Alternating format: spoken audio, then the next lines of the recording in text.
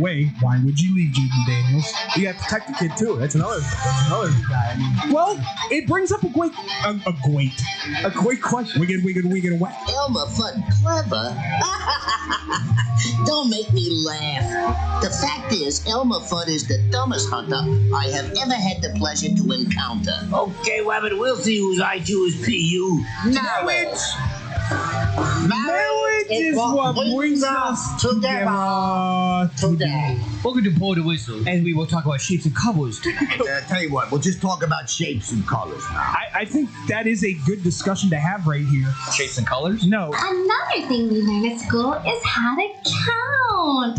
Can you help me count these cars? No. 1, 2, 3, 4, 5. Great job. It's game time.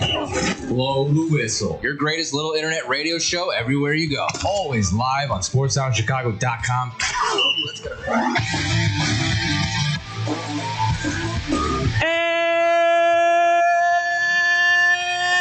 And welcome, ladies and gentlemen, folks, here to blow the whistle here on sportsoundchicago.com.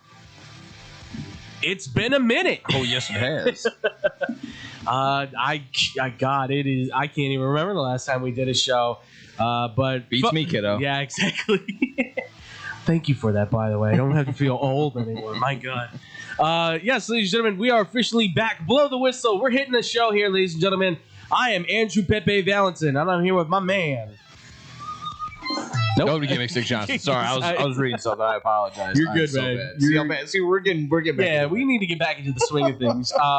No, Adam the Glitch Nader. Unfortunately, he I had just glitched out right there. Yeah, For you, so there you go. See, exactly. You got a replacement. Yeah. And David Double D Dykstra, he is currently training for his big boy job with our Downtown. boy Tyler Butterball Buterball. So hopefully he's not too overwhelmed, and they're doing great there, ladies and gentlemen. But my man Nick is here with me, ladies and gentlemen. We got a lot to talk about. Oh, yeah.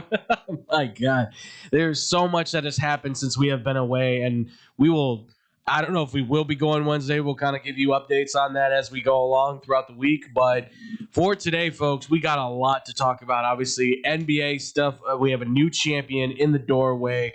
The Bulls have officially hired a new man in charge just before the draft is coming up here next week. We've got Cubs. We've got White Sox. We've got a recap on because one team's trending up, one team's trending kind of all over the place. Oh, yeah. On top of that, too, we had a big UFC fight that took place on the White House lawn. Crazy. And so much more in that we'll get into, obviously, with Off the Rails as well, ladies and gentlemen. But with that, too, obviously, you want to follow us anymore. We're at Blue T Whistle 1 on all the social media stuff. You want to hit us up with any questions or comments, BlueTWhistleRadio@gmail.com, too, ladies and gentlemen. Make sure to hit us up there as well. Nick, you ready to get into this, my man? Absolutely. Let's do this then, folks. So, as many of us, I'm sure, were kind of not hoping for, just because, New York is kind of no offense, Josh, but like New York is just kind of like a cesspool of some certain fans, as we've kind of come to see. But give credit where credit's due for the New York Knicks themselves. They are officially, since 1973, it hasn't happened, but it's happened. 2026 belongs to the New York Knicks as the new NBA champions. Yeah. After, I can't believe I'm saying this, a 94-90 final score in Game 5. Did not expect that to happen at all. I feel like we're in the 90s. Yeah, exactly. I mean, I looked Or at early 2000s Pistons. I'm looking at the stat sheet. I'm going, they both shot under 40% from the field, from the three. Like, I was not. Well, I think the Knicks only scored 13 the first quarter. So Yeah. that kind of fact, they'll definitely factor in. Thought it was going And to be they a were high down school score. again. Yeah. I mean, the playoffs in general, just from beginning to end, from the very first round to now the end of the finals now, pretty solid. Like, I'm kind of on the outside of the NBA. I'm not gonna say the NBA is boring. The NBA on my radar is one of the last games that I'll be like, okay, that's appointment television. I need to step aside to go watch this game for whatever reason. Yeah. I feel like I find myself doing that obviously every week for football. I'll do that a lot of times for baseball, at least throughout the week. At least once or twice, you're like, oh, Mrzarowski versus Garrett Cole. Oh yeah, hell yeah, I gotta go watch. Gotta go see that. Yeah. Or something like that. But yeah, NBA for whatever reason for me it was definitely like, oh yeah, I'll just catch the box score. I'll watch the 20-minute highlight recap on YouTube. And this finals for sure was, while it wasn't the most competitive, and I'm looking on paper 5 games. The Knicks came back and beat the Spurs in 4 out of those 5 games, or 3 out of those 4 games every single time. Like it was crazy.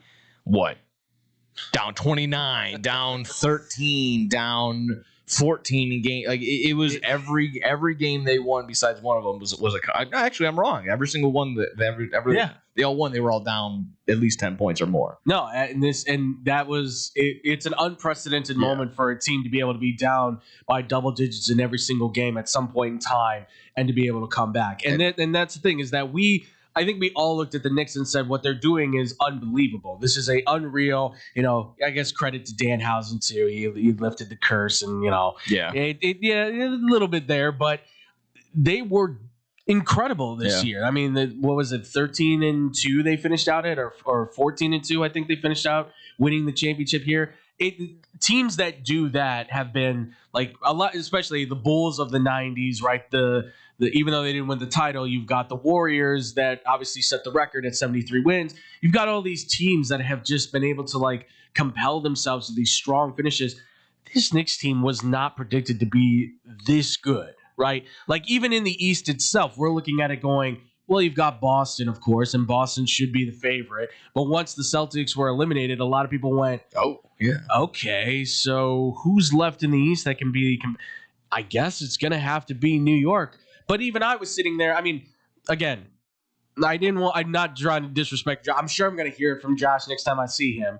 But I was like, all right, Josh, OKC, Spurs, it's either OKC in 5 against the Knicks or it's Spurs in 6 against the Knicks. And he goes, OKC in 5. Like, even he, I know, was kind of like on the side of like, I'm glad that they are getting there, but I don't think they have a shot. Yeah.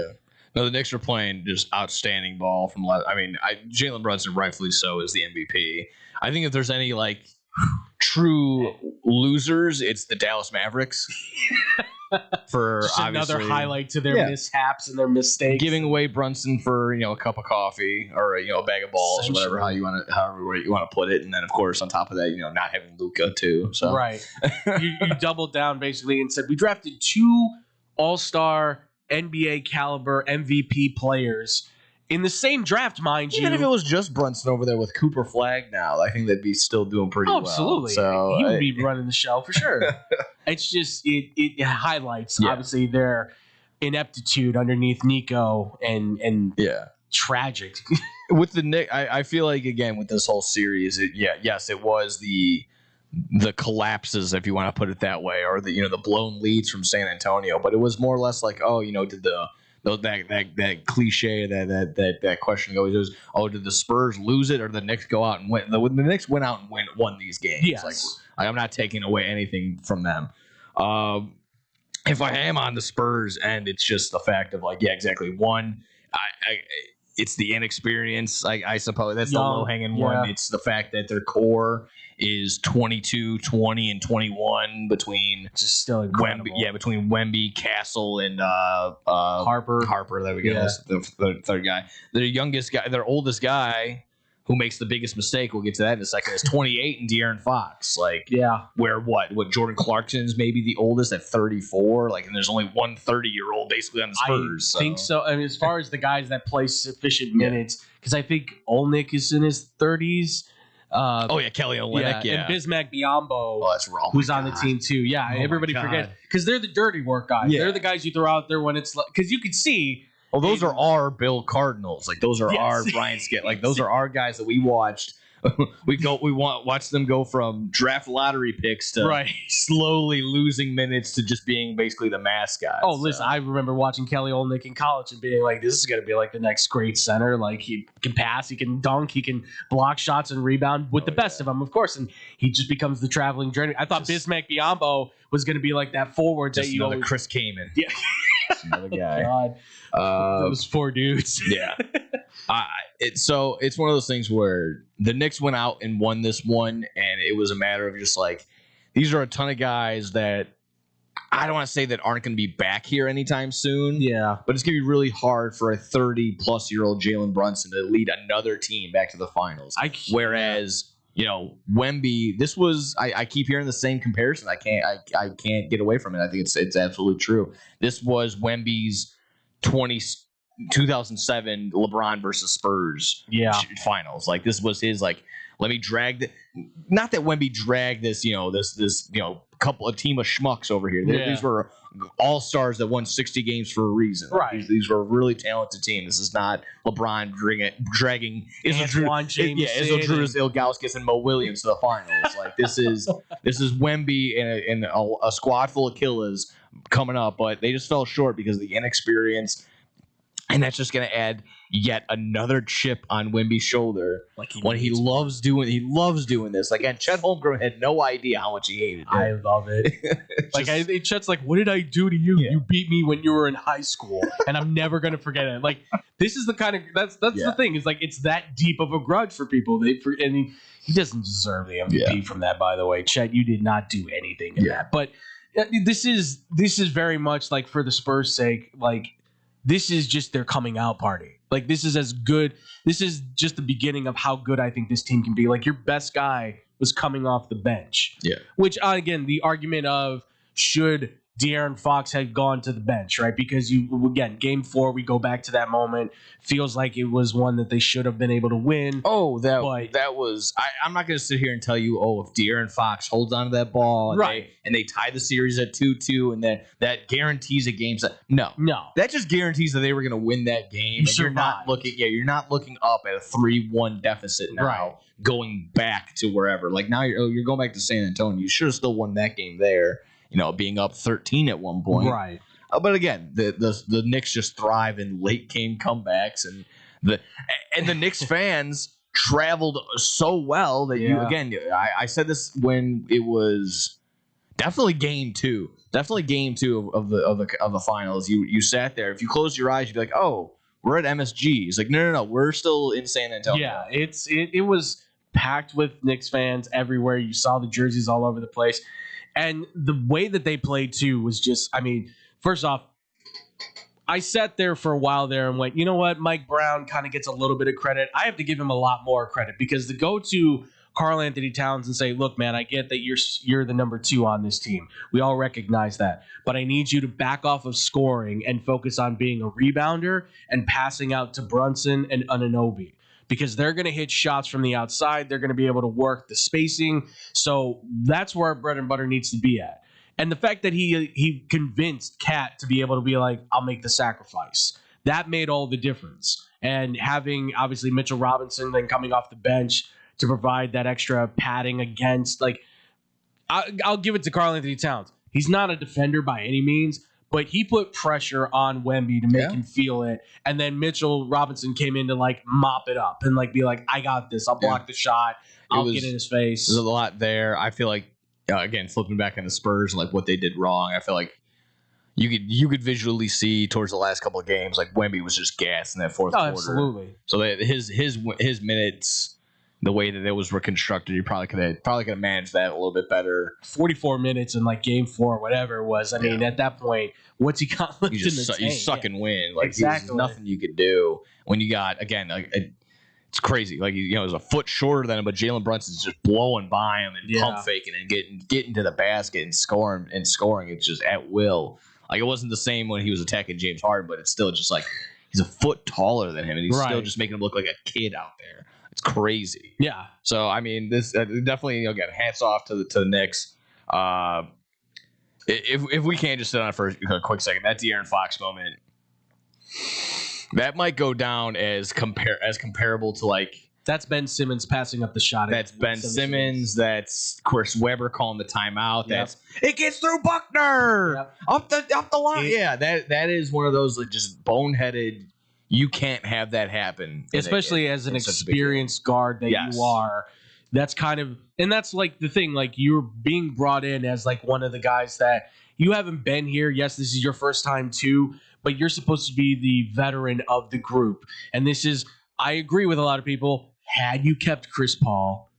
Again, does that moment happen with Chris Paul? Does he have the ball then? Does he maybe make a mistake too? Does he even get that rebound? Who knows, right? But with De'Aaron Fox, as long as you've been in the league, you have to have the presence of mind to understand that I've got the ball. This is how much time's left on the clock. Let me just dribble it out. Let them foul me if I want. I'll hit the free throws, and then we'll have a clear ability to say, let's go back on defense and shut them down. Yeah, that was the definition of sit on the ball right there. Yeah. Because that leads to the block shot, carries it over. Just even more momentum for the Knicks at that point. And this is Mike. Later on, the tip in of all time, the OG Anunoby tip in. I was going to say, that was the other thing. Like for Mike Brown to have the awareness to say, okay, when that shot hits, you go for it. Somebody go for it because you're going to be open. And the fact that the Spurs had nobody, and this is where Mitch Johnson's inexperience comes too, right? You've been working with Pop. It's fine. Like he's gonna get better. It's clear signs that he's a good coach. He's not great yet, but he can get to great. He's got to work at it more. But this is where you got to recognize, like, Wemby has to be in the middle, or somebody has to be there to challenge that opportunity. Carter Bryant, I feel like, should have been out there too. If anything, the pogo stick that he is, like, just jump up with him. Yeah. You foul him, he may not hit the free throws. Like, even if he does, okay, yeah, you took the hit, but you didn't. Nobody attempted anything. Nobody covered him. Nothing. Yeah. And that's again, it's inexperience, it's lack of awareness on the Spurs. But like you said, it's a young core. We're going to see them back here. They will be back. This isn't the New England Patriots going to the Super Bowl. This is where I don't think that Drake May squad's coming back. We're going to be dealing with this Wembanyama kid for the next 10, 15 years in terms maybe of longer for all we know. I mean, this is unprecedented for what he's done, and even still. Because I was listening to this, it's one of them New Yorker guys, Ben Mueller, I think is his name, for Fox Sports Radio, and he was like, he's soft, man. He's so soft. I mean, he's one of these big mouth kind of dudes that likes to give those kind of opinions. And I was like, in what way was he soft, man? He gave everything he could. Like, what? Oh, it's because he's getting fouled a lot more. Well, he's the star of the show. What do you expect? Like, This team is going to transform, and I think it's only going to get better. And the problem that they have, they don't have any problems, by the way, other than, De'Aaron Fox's 4-year, $228 million extension kicks in. Yeah. But they're probably going to be able to move on from that, no problem. The Knicks, however, keeping that team together is going to be tough because Robinson's going to be up for contract. I think Alvarado is going to be up for contract. I mean, they've got glue guys like that, got core guys that were important coming off the bench here, and I think a couple of their starters too might be looking for new deals. Yeah, and you have to decide. All right, how long do we have this? Because this could have been a one-off, which is cool. It's cool for New York, but like you're hoping now, like we're gonna do it again next. And you kind of pointed it out, like Jalen Brunson, who I completely forgot is 30 years old now. Can he do it? Can he keep this? It's cool. It's cool that he had his moment, but can he really replicate everything that was this year? Can OG do what he did this year? Can Cat hang together? Can you find other pieces to fit this team if you lose guys? Yeah. I don't. This is a tough one because this is a draft that's deep, and this is a free agent class that you can find those role players, but do you have the money? Yeah.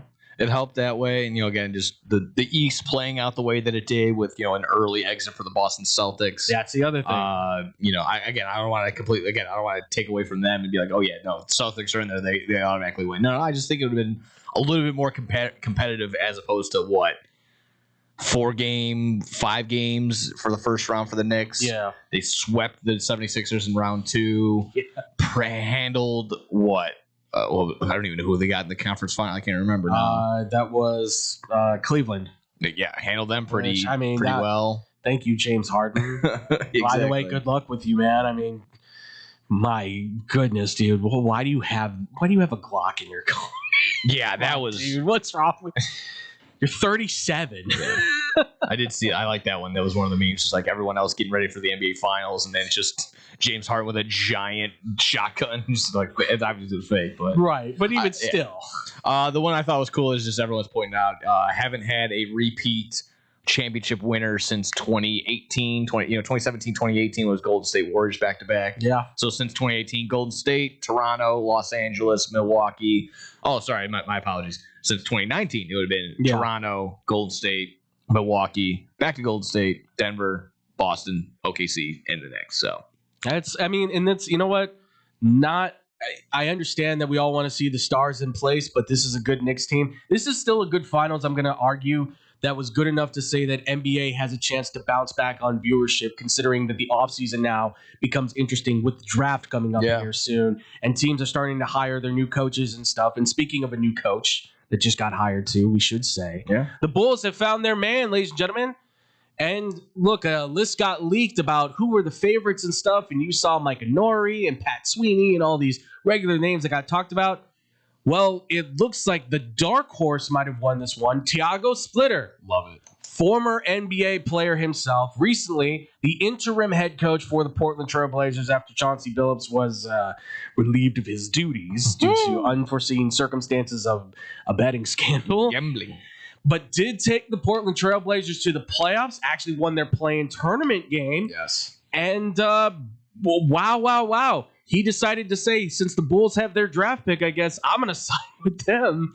Tiago Splitter is the new head coach of the Bulls. Your thoughts, Nick? Well, he again probably saw them. He probably saw him at the play, and he's like, "Oh, good. He can get. He knows what play-in tournament games are, and he's winning them." Yes. So the Bulls are just they love that. But yeah, stealing Tiago Splitter from the Trailblazers. We also get their 15th overall pick, so that helps. Again, I throughout his time in Portland, it was very short-lived, very quick little interim season for him as head coach. Yeah, I liked what he was doing. Kind of turned them around very early on in the season. They were well below 500, and then they kind of just went on a tear and stayed consistent throughout the year. Like I said, towards the end, able to make the play in, even on such a tough West Coast side. And they, like I said, still made some noise, had some memorable games and some memorable moments. So and on top of that, I always kind of think it's being a former player. Yes, on top of it, he's 7 foot tall, so it's like it's gonna stick out. You're gonna listen to your head coach. He's gonna be he's gonna be a force to be. He's gonna be present. You don't have anybody that can look down on. Yeah, exactly. Got enough guards over there in Chicago. But no, again, just in terms of I like the move. I like Tiago Splitter again. Short sample size as a head coach. Yeah, but I think that can be done again with what they're probably trying to create and maneuver roster wise in Chicago. I think this can get done. Again, I'm not going to sit here and guarantee championships left and right. Right, but just staying competitive in the East is what needs to be done, and not be a bottom 5. Right. Team. Well, especially with the new rules now, obviously tanking is not going to be in your favor. Yeah, no. But I like the move as well, and I like it especially too because the credit that seems to be coming from the Portland media, especially the ones that are reporting on this, of course, they're the ones saying that Tiago has gotten a lot of credit for the resurgence of Denny Avdija and his all-star status. Yes. He's been able to help Scoot Henderson find his place in the team. I'm sure he can find some similarities between Avdija and Bazelis. I was going to say, that's a wake up that demon. Yeah, I mean, a guy who can go two ways and be able to provide an all-star status of 25 and 10 or 12, whatever. He was putting up 40 points at some points in these games. But the fact that he's getting credit for helping a Portland team that really at the core of it, you look at it and go, there's names here, but there's no cohesion. There's nothing there. They should be a losing team. And he was a part of, we're going to mix up the roster. We're going to find a way to get guys to fit. Again, they've now got a future that they can look forward to. Obviously, he's not there. So whoever the new coach is coming in, I'm assuming, because I don't think Chauncey's getting that job back. But that guy is going to have a nice little unit to work with, as long as he can obviously continue that sort of pace. But Splitter, again, you helped Henderson, you've helped Avdija, you've helped the defense kind of fortify itself, because that was kind of what he was known for during his Spurs days as the defensive center that would come in. I like it. I like the fact that he's also got that motion style offense that he works with, and that he's got a transition defense as well too that can help that team. So you've got the speed, you've got the intelligence at the point guard position. Buzelis is there. Asengwe, he's a guy that can certainly help there as well too. Kind of figure out, all right, are you a 4? Are you a 5? Where do you sit at with this team? That's what I like. it's a coach that can kind of work in with a young core and whatever else comes in with 2 draft picks and possibly moving up too is kind of the talk as well. Yeah, kind of quickly scoping over this article that just came out about an hour ago from Liam McQueen. Yes. I'm gonna definitely butcher that. Yeah. But from SI, he goes grading the Thiago Splitter hire. I'll get to the positives in just a second, but his only thing for negatives is exactly what I just kind of pointed out: the lack of experience. Yeah. Just again, he hasn't really had a full seasons upon seasons G League head coaching. No, but which is I don't think is a problem in my mind. When again, if you were just involved in the Spurs franchise in the slightest, you kind of have an idea of a winning mentality, how a team should look, how how winners are winning, how head guys should be leading, how other players should be leading their team within the team.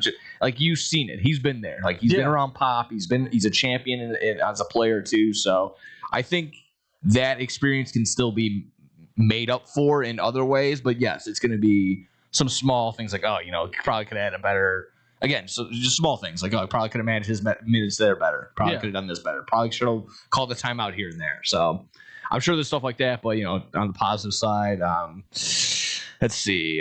Bulls know Splitter can handle adversity, so that's nice to see there. So they're going to be some in Chicago. Oh yeah, definitely for sure. Yeah. So just him being able to step up into that role on such short notice, and then again, the other thing.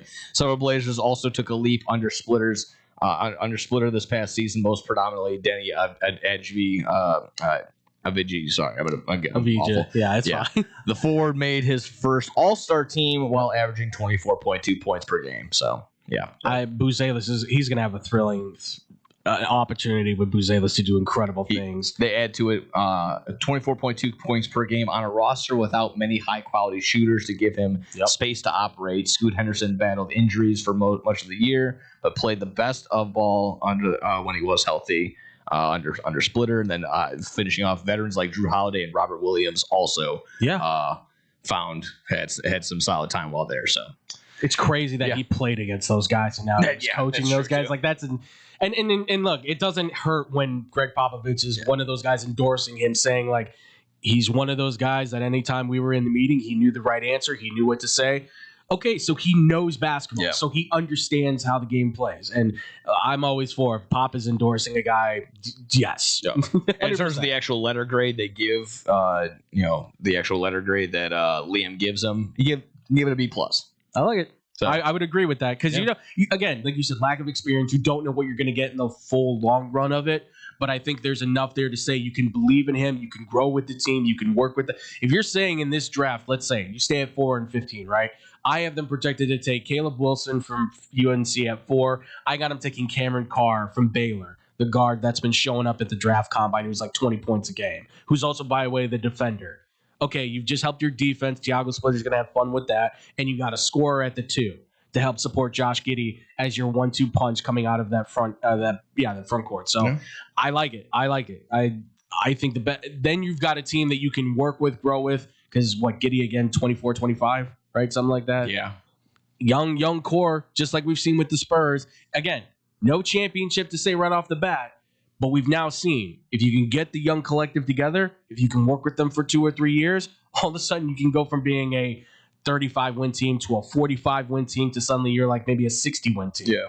It's happened. We've already seen it. On a side tangent, just kind of think about it now, like then that kind of gives a guy like Noah Essengay, who sat out all last year, I don't want to say it gives him no excuse, but like this, it's already a fresh start. You're getting a brand new fresh head coach. You're coming off of injury. You didn't do anything really last year. You had 3 G League games, if that. Something like that. I saw him twice this year, and then the third time I saw him, like I said, he was in his arm sling. So that was last time. So, like I said, I don't want to say like already like okay, no, there's gonna be no excuse that he doesn't do well. No, it's gonna be one of those things where like already fresh slate for everybody. Like, you got a guy. Thiago Splitter has a guy who has had basically 0 to no coaching as of last year. So you can kind of get him like back in the swing of things under your control. And then the same thing for Noah. Like, okay, didn't really have interactions with Billy Donovan all last year. Yeah. So kind of nothing to take from last year. Nothing got mapped on. Exactly. So there's no it's bad fresh. or good habits to break in any which way. So I Absolutely. feel like that's a good start off there. And again, if he's growing to the 7-footer now that he's supposed to be, we'll see. Almost how that 7-footer. exactly. They keep saying almost. Like, let's just put him at 7 feet then. Like, come on. Just give him the extra inch or whatever he needs. I don't know. It should be fun and interesting. Again, we got the draft coming up. There's all this talk. We're going to get more depth in that, but a lot of talks coming out that the Bulls might be moving up into the top 10 again, which would be, I don't know what they would be going to get. There's all this talk, a Cuff, Wagler, I mean, possibly still Mara, because now the Hawks might be in on Mara, and now the Warriors might be on Mara. There's so many opportunities for this team. It's just now a matter of, well, what are they trading? How are they trading it? Well, we're going to get more in depth on that. If not Wednesday, certainly next week for sure. We'll have a little pour over on what they do. I'm really excited now. This really jolts the energy, which is nice because Chicago needs kind of everything's feeling good for Chicago for the most part. Yeah, for the most part. Calm down, Bears fans. It's okay. Calm down. Well, yeah, exactly. We'll get into that. Well, Caleb's a cover athlete, so exactly. Hey, he is literally being turned into the face of the league if the NFL's doing which that. That looks sick. They look like great covers. I'm not gonna buy Madden, sorry Madden, but I would if I were still a Bears fan, and that'd be a poster on my wall. I don't doubt that. Exactly. But what do you guys think about the Bulls? What do you guys think about the Knicks winning the championship? Can they do it again? Do you think the Spurs is gonna build a dynasty? Are the Bulls gonna be ready to be the next '90s team again? Let us know your thoughts. Comment. We want to hear from you guys. Is that as well. When we do come back, though, ladies and gentlemen, we're going to have ourselves a wonderful conversation here, having to deal with a UFC fight that took place on a lawn, ladies and gentlemen. That's coming up next here on Blow the Whistle on SportsDownChicago.com. I sound a little cocky, but I think we're legends in Chicago. We really are. SportsDownChicago.com. We're all looking to save $1 these days, right? Well, Pino's Old Man is the perfect spot for pizza lovers with the $10 and under menu that'll make your taste buds and your wallet happy. Fried chicken sandwiches, just $6. It's so good I had to start working there just to eat it every day. That's not all. Grab 2 large one-topping pizzas with extra cheesy goodness and a 2-liter soda for just $26.30. Plus, order online and get 5% off exclusive deals. Family owned and operated for 30 years. Open 7 days a week and until 1 a.m. on Fridays and Saturdays. Check them out on the corner of North Main and Willoughby. Pino's on Main. Oh my God, I need some Pookie's crack cake. Pookie's crack cakes. Yeah, girl. You ain't never heard about the best crack cakes in Chicago? They're right there in the Bronzeville area, right at 105 East 47th Street. They're moist, delicious, premium homemade cakes made fresh daily. One bite and you're addicted. They got the caramel cake, butter pecan praline, and red velvet. Ooh, and don't forget the strawberry lemonade and a chocolate Oreo dream. They're open Wednesday through Saturdays, 11 to 6 p.m. Sundays, 11 a.m. to 4 p.m. And they're closed Mondays and Tuesdays. Early arrival is highly recommended. First come, first serve. They give out tickets at 10 a.m. Just mention you heard it right here on Real Girl Talk Radio, and you'll get a free butter cookie with your purchase. Make sure you follow them on Instagram and Facebook at Pookie's Crack Cakes. Girl, where you going? I gotta go get my crack cake. Let's go. Looking for a great bargain? Want to find cool collectibles? Need to get fresh fruit and vegetables for the family? Come on down to Swaparama. 3 great locations, 42nd and Ashland in Chicago, Melrose Park, and Alpha, with hundreds of indoor and outdoor vendors selling clothing, tools, electronics, and much, much more. Have stuff for sale? Become a Swaparama vendor and turn your hidden treasure into cash. Visit their website for market days, hours, and vendor information. Go to swap-o-rama.com. Swaparama, the first leg in flea markets. There's only one place to watch your favorite sports team and have mouth-watering pizza. Come on down to Moretti's Pizzeria, where you can get a pizza for half the price every Tuesday. Try out our delicious varieties of pizza, sandwiches, and much more. I don't know about you, but a gooey mac and cheese pizza with a size of cheesy mozzarella sticks and watching sports sounds like paradise to me. Stop by at one of our 12 locations near you. We're open 7 days a week, anywhere from 10:30 a.m. to midnight. Visit our website, Moretti'sRestaurants.com, for delivery, catering, and even private parties. Moretti's, we bring the fun. Get money for that old car sitting in your driveway today. No more insurance payments. No more playing taxi for your friends and your family. More room in your garage with Winning Auto Wrecker. Winning Auto Wrecker comes directly to you and takes that problem car away and off your hands. Call anytime, day or night at 888-555-0910. Or go to winningautorex.com and we will take that junk off your hands in no time. You win, we win with Winning Auto Wreckers.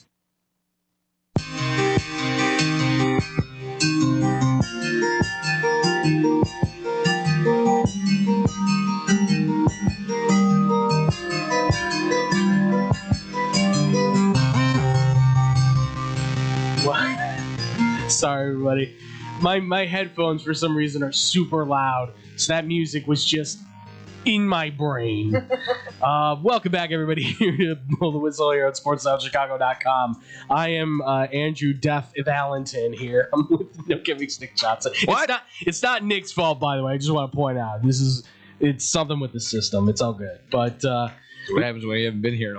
We haven't been here in a while. Things change, settings move around, volumes go up and down. Things happen because something, or someone's doing something. But all right. Ladies and gentlemen, we just got done talking about the NBA title going to the New York Knicks. We talked about the Bulls hiring their new head coach, Chocolate Splitter. Welcome to Chicago, Mr. Splitter. Cannot wait to see you, because we will see you for sure from the sidelines. That is going to be so awesome to see. Like you said, no one can look down on it and can look down on him, so everybody's going to have to look up. But ladies and gentlemen, I don't know if you knew this, but yesterday we had a fight on the lawn that took place. And this wasn't between your uncle and and your cousin. I was going to say, this isn't a family thing like on Thanksgiving. No, ladies and gentlemen, the White House UFC 250 fight card took place. And you know what? I had my suspicions because on paper, it looked like one of those like I talked with my guy Scotty on X-Bomb Sports. Check us out every Friday at whatever time because we're not recording. So please make sure to go check that out. YouTube.com/X-Bomb Sports. We were talking about it and we were like, look, on paper, this is the kind of fight card that you go like, well, what if this guy fought this guy kind of thing? And it was there, but the question was it going to deliver? And I mean, dude, there were so many outside factors between the actual setup, absolutely, the worrying about security. Clearly, we're crazy times. Everyone's trying to attack everybody. Everyone's trying to jump over the White House fence to go, shake hands. Absolutely, when you shouldn't be. Stuff like that. There was reports about weather, just the idea again, just the moral aspect of like, oh, should the White House be is entertaining instead of just being the White House and the government? Just like, no, dude, forget all that. They had a 20-minute weather delay to begin with. They weren't really worried about rain. They were worried about wind gusts, 30+ mile an hour wind gusts and lightning, which even at the beginning you can kind of tell. I was really watching with both the UFC hat on and my production hat on. So like I can hear there was a ton of audio issues. Yeah. Okay, sure. There were a lot of like shaky cameras, but again, I kind of throw it up to like, all right, outside elements. It's literally just getting started. I don't want to call balls and strikes on them too harshly, but sure. Again, this was top of the line UFC. We'll notice things that obviously this is UFC, a Paramount Plus production. So again, I would only hope that they're getting the best of the best. But like I said, there were a couple of obvious production mishaps. But again, in terms of just the actual setup, the card that was here, the flyovers, the presentation, having the president there, having the live music there, I thought that was absolutely outstanding. All 7 fights go to a finish. No decisions there. Again, you avoided all that rain. An underdog American, heavy underdog, history-making underdog, wins in the main event on the White House lawn. It's gonna be like, it's so recency bias. This might be the greatest UFC event, and this might be one of my top 10 best sporting events that have ever happened in the history of ever. I mean, for all the reasons I just laid out. The feeling was only 4,000 people, but Sean O'Malley was like, I feel this energy, man. This is crazy. This is awesome.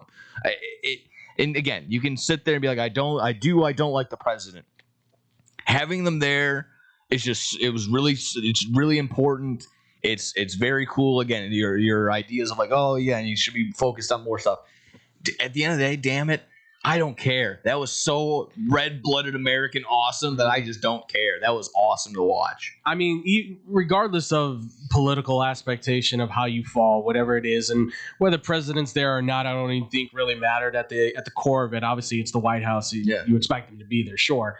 But regardless of it, the UFC taking this opportunity to make this event, I had my own questions on it. Should they be here? Should they do this? Is this going to be the kind of event they're hoping for? Because let's be honest, UFC, while still maintaining great ratings, they have seen kind of a dip in their performance when it comes to their pay-per-views. Right? A lot of people have said the fights have been, it's very much kind of on the realm of what we've seen during the week. The regular fights have been good, but then you go to the pay-per-view fights and they kind of go like, it's very touch and go. It's also the presentation on the Paramount Plus side. Yeah. Not a lot of fans are a fan of the amount of advertising that is in there. And I, as a wrestling fan, sit there and be like, hold my beer. I was going to say.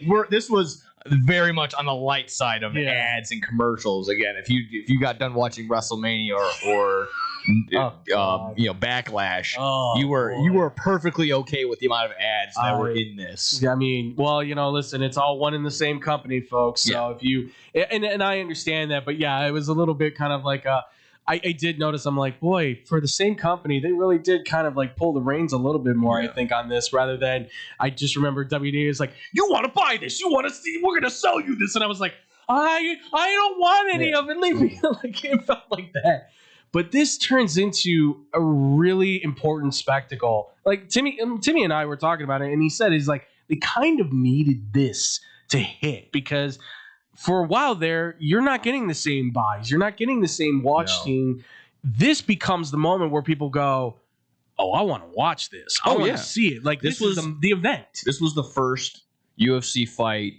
UFC pay-per-view I've watched from beginning to end in a long time. And you can be like, oh, because you're a casual. Yeah, that's exactly right. I am a casual. And that's why, like, you're not going to get, UFC, whatever one's popping up next, UFC 320 something or whatever. Like, I'm probably most likely not going to watch that one just because, one, I don't know really any of the card off the top of the dome. And it's just like, it's just going to be in another venue, basketball stadium, something where it's just going to look plain as day and the same old. This looked awesome. The pageantry that was in there was amazing. Walking out of any and all the buildings, walking out of the Oval Office, and you see Gaethje walking on the same entrance that Trump and Dana White had at the very beginning of this. He's walking on the same thing. You see all the presidents on the side. It looked so good. And then again, you hear afterward, I don't know if you heard the post conference stuff. Like Dana White was basically like, this was so expensive, this is not going to happen again. So again, one of those things where, you hear once in a lifetime opportunity. This was truly, again, once in a lifetime. You're most likely not going to get a big spectacle sporting event on the White House lawn ever again because of whatever reasons. Again, if you want to throw safety, security, sure, but just the fact of like it cost so much to do this. It's just not going to happen again. I mean, there's the discussion on, obviously we don't have the figures or anything like that, but I was talking with not Scotty, but another guy I know who's kind of like into UFC in that kind of way. And he goes, UFC might have actually lost money on this thing. Probably. More than likely, but it's what will come after this is the increased viewership, ticket buys, all of that stuff will propel this to say whatever loss we just took on this fight will exponentially be increased to say that we made a huge profit by the end of the fiscal year. And I wanted to be like in the UFC too, so I hit the mic because I'm just so. I mean, listen, these fights, you've got guys like Diego Lopez who gets his win. You've got Bo Nickel who kind of was just like, he's kind of new and fresh into this, and he comes in with a huge victory, which I was not prepared for at all whatsoever. I really thought he was going to lose to Takaka. But you've got, I'm happy Michael Chandler lost. That's just me. I'm not a big fan of his. And I like Ruffy too. But the main, and Hokik, I was really hoping Derek Lewis would come out of that. But Hokik, he looks so slow. Even Rogan was just sitting there. Like you can hear him and Cormier were just like, man, this is tough. This is rough to watch. It's the thing is that he's always been like the slower fighter. He swings the one arm. He's looking for the one hit knockout. And it's always been his goal. It's so funny because they were like that was the highlight of like, yeah, he did. This is the first time in Derek Lewis's career he didn't miss like a day of training. Yeah, like you would think like, oh man, his durability, his endurance is gonna be good. The rest of no, he looked gassed after 2.5 minutes of the first round. Yeah, he looked like he was not. Yeah. I don't think he was really as prepared as he wanted to leave on, but Hokit really impressed me with that one for sure, and he remains undefeated. Yeah. So a title belt is surely in his future. I mean, just to stick on it, might as well. I mean, it's definitely his comments after the fight that were most likely the biggest. Obviously, the UFC isn't going to reprimand him. Yeah. But, I mean, because Dana White is always on the side of free speech. That's why he always comes out and says that afterward. Even for what it's worth, he is right. He did that for Strickland, who right gets. I still don't know how he got in. Yeah, he got banned and then he got kicked out or whatever. So we'll see if there's any legal action. People were posting like the Groucho, like whatever it is with the mustache and the glasses thing, and it's like this. Yeah, they put it on like a picture of it. And it's like no wonder he got in. Wow, the guy Strick Swerveland just walked in. Exactly. That's a weird one. Yeah. To get back to what you were saying, like again, if this like again casual, if you walked in, this was your very first one. Like I already feel like I'm a fan of all these guys that were in this card. Like I want it. Like again, just the idea of like.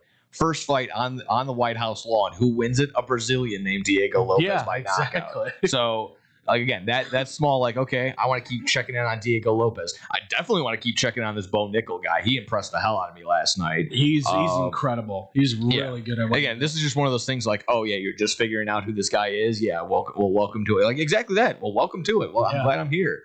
Everyone looked like Hoofy beating up Chandler last night. That was fine. Again, all these ending as a decision was huge too. I think that adds to it too. Of like, yes, maybe not the pay-per-view buys that will give them the money, but like you just said, like the fact that this was just such an exciting night. Some person that missed it is gonna be like, yeah, I want to check in the next time because maybe it's gonna be just as exciting. All 5 fights might end in a knockout or something. Well, in the main event too, like you said, an American and Justin Gaethje, who was so far behind because Ilia Topuria is considered to be a killer. This is a guy who goes for the knockout punch and he'll keep pounding your head and I'll take the ref to peel you off. Like he has that ability, like the wherewithal he has to just be like. I told Scotty again on Friday. I was just like, he's one of those guys that you hear at the press conference. He doesn't say it ever. I've never heard him say it, but he's one of those guys that I would sit at the press conference and hear go, I just want to thank God that I'm here. And if you hear that. That's a man who's like, I'm willing to die in the ring, and I don't want to fight that guy. I always think that Key and Peele. I'm gonna go out there, I'm gonna bust him up, I'm gonna break his head, I'm gonna break his kneecaps, and then the other one's just like, I pray for you that my God does not let me kill you. That guy, I don't mess with. Yeah. That guy, but Gaethje did his job. He stood in there. They both beat the hell out of each other. Oh yeah, they were bloody messes through and through. He admitted a couple times at the end. He's like, yeah, those shots to the liver, like I was done for. That's what I thought. I'm like, they both have to call it. Like it's gonna go to a split decision. There's no way. But the fact that Topuria's side was like, no, he's done. We can't. His eye is swollen shut. It's bleeding. He got clocked. Yeah, when he got clocked, his eyes were swelling up in the middle of the round, and you could visually see them. Like the way that I had it set up was like I was downstairs originally watching it on like my very high quality TV. I'm like, oh man, this is great. And I ran upstairs and I was watching it with my dad on a little less higher and a little less quality. Yeah. It was very buggy. It was very laggy. But even on that lower quality TV, you were just like, oh, he is unrecognizable. He doesn't even look like a person anymore right now. Like he is beat to hell. He transformed. Yeah. Gaethje got in there. He popped him really good. Obviously, that's what caused the whole. Just to make him a bloody mess to begin with. Yeah. And then sure enough, doctors. At the end of round 3, like I couldn't see the whites of his eyes. The referee said we're gonna fight on, and then they get through 4 and. They call it after. It's insane the way that these two, I mean, and not just these two, but like everybody went at it. These guys just and I think they recognize that too, right? This is a grand stage, a great opportunity. And I'm sure Dana White stressed that this needs to be like an event of epic proportion for the business because this can propel UFC to whole new heights from where they already were, which was already a highly rated event as it is. Yeah. Like, you want to continue to say we're above boxing. This needed to be that gold moment. And production-wise, fight-wise, presentation-wise, everything. They had everything. Everything. This is a perfect show that you don't get. Yeah. And arguably could be the best UFC event I've ever watched in my time. And I've watched like Anderson Silva and some of the all-time greats have some incredible fights. But this was one that it'll stick with me for a long time. Absolutely. And I, as far as a sporting event, easily the best UFC fight I've ever seen all time, I think. And certainly should put the business in a great position where it's like, we're making money hand over foot. Two more things for me on this end. The only thing I'll go back to for Josh Hokett is entrance coming out with I am a real American, the Hulk Hogan. God, that shit, that sent shivers down my spine. I was so locked in for that. That was awesome. Immediately made me a fan right from there. Yeah. And then again, like I said, his comments afterward double down and made me really like it. He's one who I think you're gonna hear about him having a belt, but he's so defiant against the UFC at the same time that he and Dana White will be butting heads again in the future. But I think he also realizes I've got a star possibly here, so it's like, I'll deal with your crap for only so long, like he did with obviously McGregor and all these other guys. You make me money, we're happy. He's got WWE written on him too. Eventually, he'll be not performing, but at least being like that Don Callis assy manager or something like that. That just a little snide guy. You're like, I just want to get him. Like, absolutely. And then the last one, I think we kind of mentioned this when we were just in the other room. I hope that there is some sort of documentary that comes out on this. Yes. Either if it's at the very least one of those E60s or something like, just give me some sort of 2-hour long, like behind the scenes, from setting down the wires to the camera to actually getting everyone, just getting everything going on. I want to see everything from that, because that was such a crazy setup to see how it was. I think they said even over the broadcast, like the crew was up, like setting stuff up like 24 hours beforehand. Yeah, they were working around the clock, trying to weatherproof stuff and all that. Yeah. Like it again, this was one of those things where like it was on the verge of just not happening at all. And right now, I'm sitting here saying like this might be one of the greatest sports events that ever have happened. And that's the thing is, you were outside. The elements could have affected you, from rain to obviously the wind slowed them down. They were also talking about like mosquitoes and gnat swarms. Gnats and mosquitoes the lights and bugs could have easily just been a problem too. And the fact that You're in the who knows human- what force could have caused it, but for some reason they were able to stave all that off is incredible. Yeah, it's incredible. The Washington humidity, didn't need to deal with that. Yeah, it was a perfect kind of cool day. Everything lined up for this to be the event it needed to be. Again, even if they lose money, what they will now probably be able to recuperate for the future is going to be astronomical. Yeah. This could be the thing that if you're not a UFC fan, if you watch this, you probably became a UFC fan, and you probably found a fighter here where you went, win or lose, I like that guy. And you know what? If they don't do it again on the lawn, they could do it at the Ellipse, where they were having the watch party, where they had the pregame concert, where they had the weigh-ins. I'm sure they could do this. They wanted to run it back in some sort of element, not have it to be the same feel, but just to have that same outside experience or something like that. Absolutely cool. I honestly, if this is the last time they do it on the White House, that I understand. Like, it's super expensive, but this opens up the opportunity to go, well, you've got Arizona, you've got Texas, you've got Las Vegas, where it's hot, but at nighttime, you put the lights down, you put it in that atmosphere. Obviously, the bugs and everything are still going to be a concern and a factor, but if you can find a way to be able to fix that where the date is just right, I would be okay with more outdoor fights happening. Again, it's going to have to be in dry areas, probably California and things like that, but I'm all for it. I think you've opened up a whole new avenue for people to be able to enjoy fights, not just, like you said, in the boring arenas, the Madison Square Garden. Those are fine. Those are cool, but we see them all the time. Been there, done that. Now you can move it. Like, this was like, when the MLB does their Field of Dreams game, when they go out there and change it up. This is like Raceway game. Hearing that Rob Van Dam's going to a backyard wrestling event and everyone's like, wait, what? We get to see RVD? Which, by the way, it does happen. He does show up every once in a while to some dude's backyard to do an event. So you can have those moments, because sometimes, folks, guess what? this is how UFC kind of started. So it's good to kind of go back to the roots. People like that. Last thing I'll say is just again, I'm sure someone already made this point already, but like, again, just like this is the government. They shouldn't be hosting this. This is the only country that we can have something like this in the sense of like, are we stupid enough to actually? No. We're the only country that would be secure enough to do it, big enough to do it. Yeah. We have the freedom. This was literally the pinnacle. What the whole point of having our country is. Again, it's not have shirtless dudes fight each other on the White House lawn. No, that's not the whole point. That's also it's very American too, but yeah, it's just the point of like the idea that we could even have an event anywhere like that. It's because we can do it here because of this, that, and the other, because of the freedom we have. It's I again, not to just lambaste it and whatnot and get on my soapbox or whatever, but you're not having this fight on a big government stage over in insert whatever country. I'll leave it at that. I'll leave it as general as that. No, it's just not happening. Politics aside on all of this, this was still a great event. It was still masterful. It was awesome. It was a great representation for what this country can be about at its core. Get all the BS out of the way. At its very core, like this represented a whole lot, and I hope people walked away proud with it, happy with it. Because like you said, in most other places, probably never happening. The only other place I could think of is like Australia, because they're insane there. That's about it. I was thinking also like you could.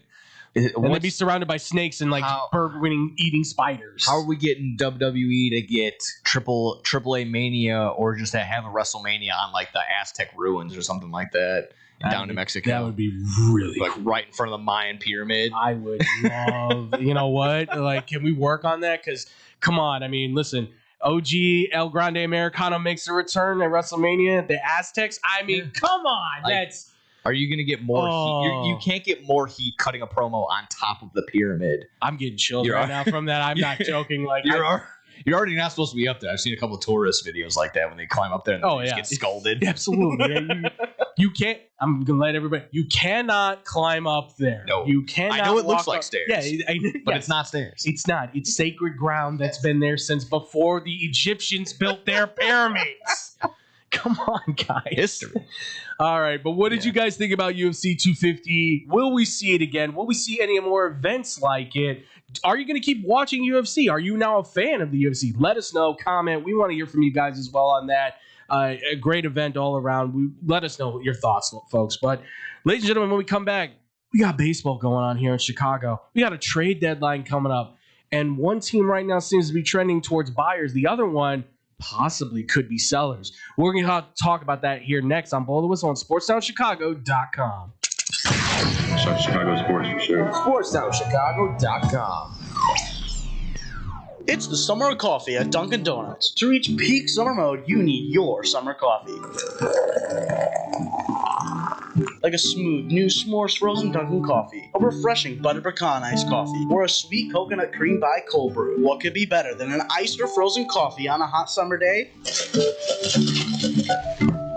Nothing. Dunkin' Donuts has all your favorite flavors this summer. So come enjoy the summer of coffee and keep cool out there, kids. America runs on Dunkin'. Price and participation may vary. Limited time offer. When car dealers fight for your business, you win. AutoJudo.com makes car buying fun by letting dealers compete for your business live. Real-time Auto Judo fights are the fast and easy new way to get multiple dealers' best offer on any car you want. It's free and anonymous. Only the dealer you select as the winner of your Auto Judo fight receives your contact info. You're never obligated to buy, so test drive your best deals now at AutoJudo.com. Dealers fight, you say, Yo, yo, yo, check it out. We got the finest pizza in all the land. Italian Fiesta is on deck, and I'm telling you, it's a hit. These pies don't miss. No matter what time you get the munchies. Pepperoni, extra cheese, turkey Italian sausage, they got all the toppings. Italian Fiesta delivers until midnight during the week and 1 a.m. on the weekends. Plus, you can use your Uber Eats or Grubhub if you got the app. And if you ain't rocking with the pizza that night, try one of their sandwiches or pasta. And they have plenty of side dishes, just like me, if you know what I mean. Hop online and go to ItalianFiesta.com or call 773-684-2222. Piece of pizza, that is. There's only one place to watch your favorite sports team and have mouth-watering pizza. Come on down to Moretti's Pizzeria, where you can get a pizza for half the price every Tuesday. Try out our delicious varieties of pizza, sandwiches, and much more. I don't know about you, but a gooey mac and cheese pizza with a size of cheesy mozzarella sticks and watching sports sounds like paradise to me. Stop by at one of our 12 locations near you. We're open 7 days a week, anywhere from 10:30 a.m. to midnight. Visit our website, Moretti'sRestaurants.com, for delivery, catering, and even private parties. Moretti's, we bring the fun. Did you know that Club New in Aurora is the ultimate entertainment complex? Monday nights, it's free football and darts in the sports bar. Tuesday night is league night. Join the pool and darts team. Wednesday night is ladies' night at Club New. All the ladies get in free. Gentlemen pay a $5 cover after 9 p.m. Thursday night starts the weekend off right with college flashback night. Low price drinks, retro music, and an awesome buffet. Friday and Saturday night, it's the hottest dance club in the suburbs. Club New Nightclub and Sports Bar is located at 2121 New York Street in Aurora. You've tried the hit places, but they leave you hungry with an empty wallet. That's where Gretel comes in. They got what you really want. Visit their chic, lounge-like gastropub and try one of Chicago's top burgers, the Gretel Griddle Burger. The house-made bun and garlic aioli set this one apart from the rest. And don't miss half-price oysters, 4 to 6, Monday through Thursday, with rotating drafts, craft cocktails, and portions that don't skimp. This is one of Logan Square's best-kept secrets. Monday through Thursday, 11 to midnight. Friday and Saturday, open till 1. 2833 West Armitage. Gretel, let's make this a night. Visit GretelChicago.com for menu and more.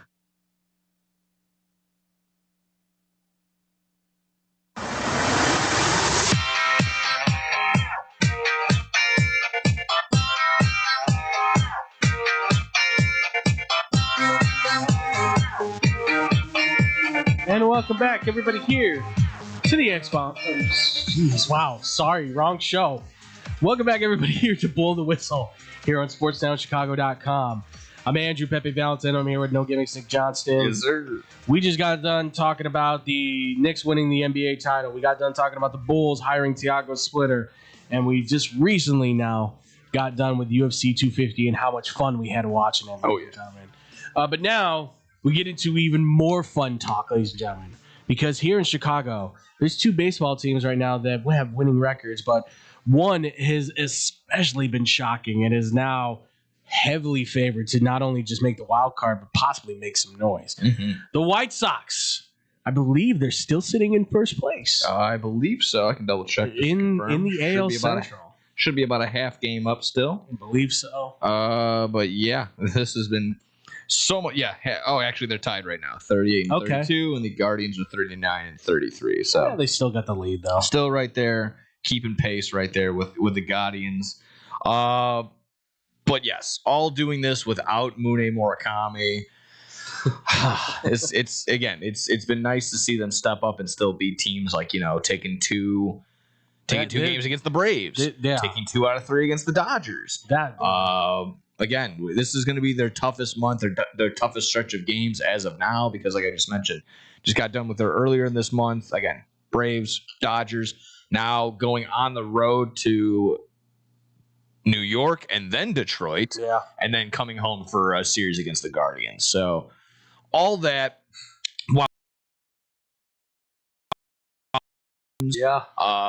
Miguel Vargas is number 1 in every offensive stat, baseman, best average, OPS, hitting, home runs. He tied his career high already in home runs, and it's middle of June, so you gotta love seeing that. On top of that, got the Montgomerys are cooking now. No, they are not related, but I will continue to act like they are all Brother season from long. another mother. Exactly right.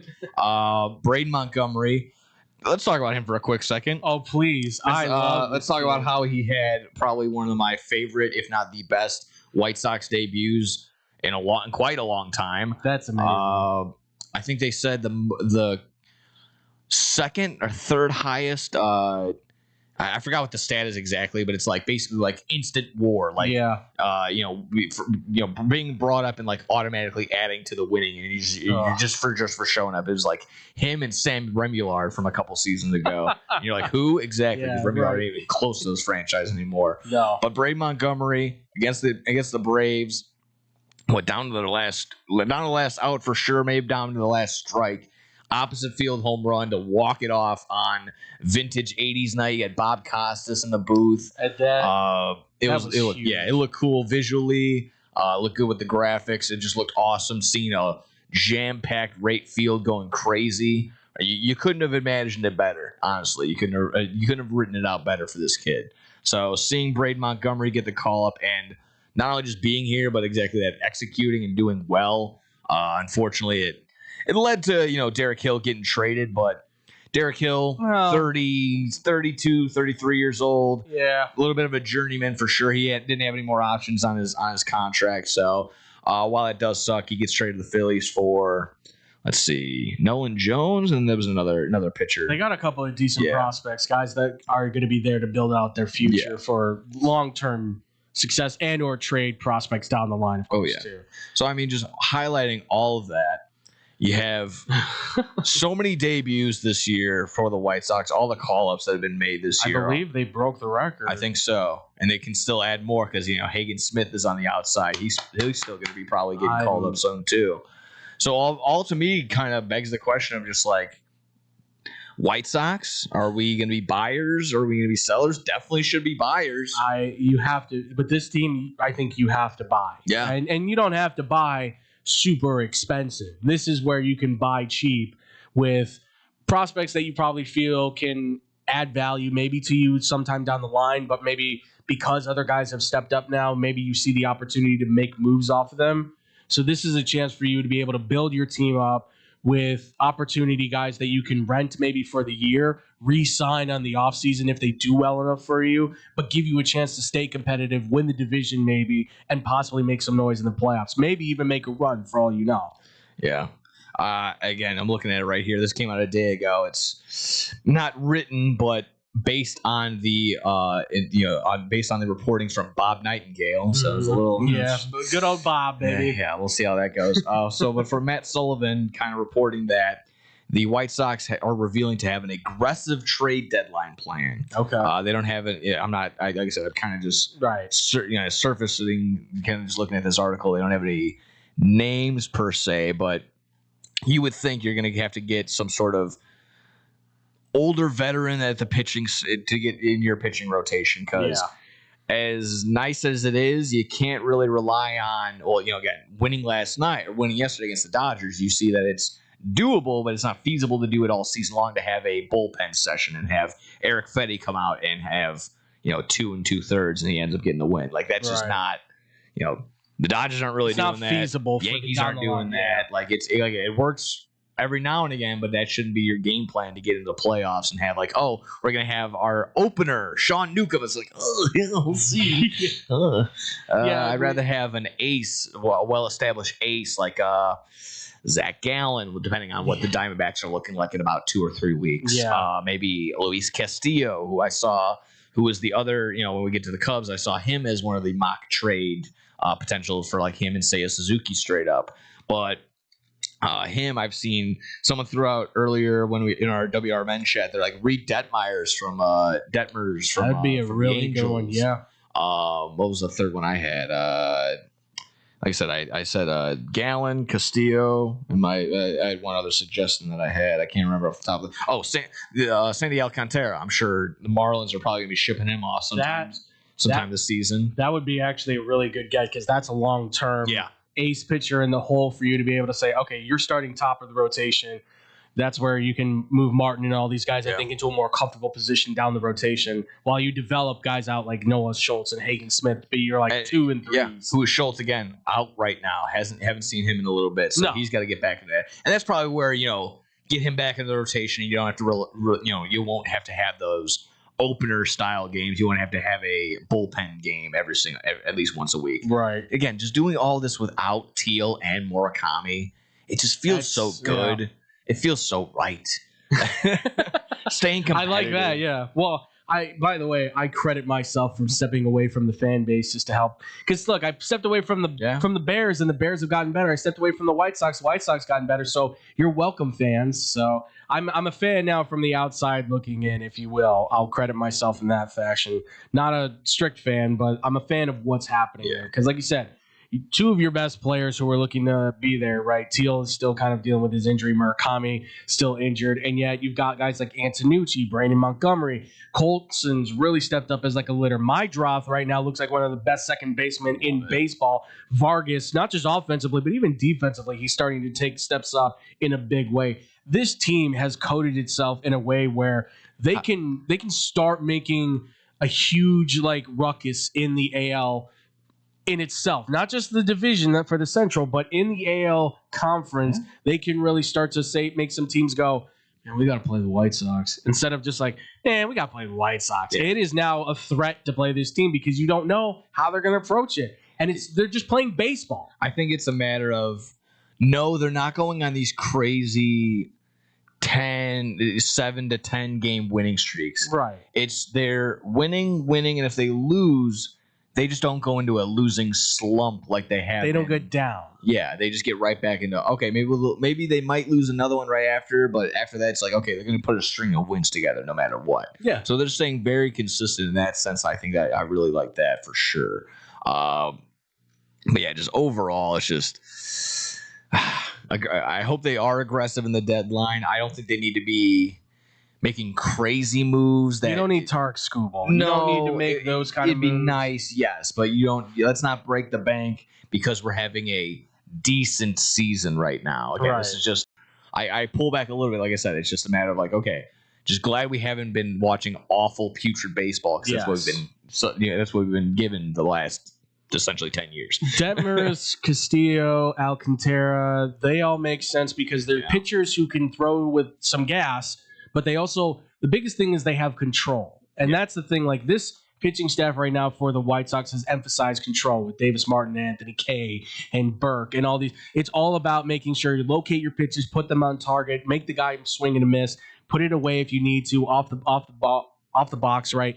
It's all about that, and I love that style of baseball, right? It's very much taking the Greg Maddux and being like, we're going to put the whole team on it. Yeah. But like you said, you can't have the bullpen sessions like you do so often. You're going to tire those arms out. Fetty's eventually, feels like at some point he may get hurt. No knock on wood, of course. But if you keep doing that, you're going to end up with some of those guys getting injured, and then you're going to go, okay, and these now guys what? don't really, none of them. Sean Burke has made mention like, hey, I don't like the opener. Like if I'm a starter, I'm just gonna be the starter. Like I just want to come out and do that. So he's been vocal about that.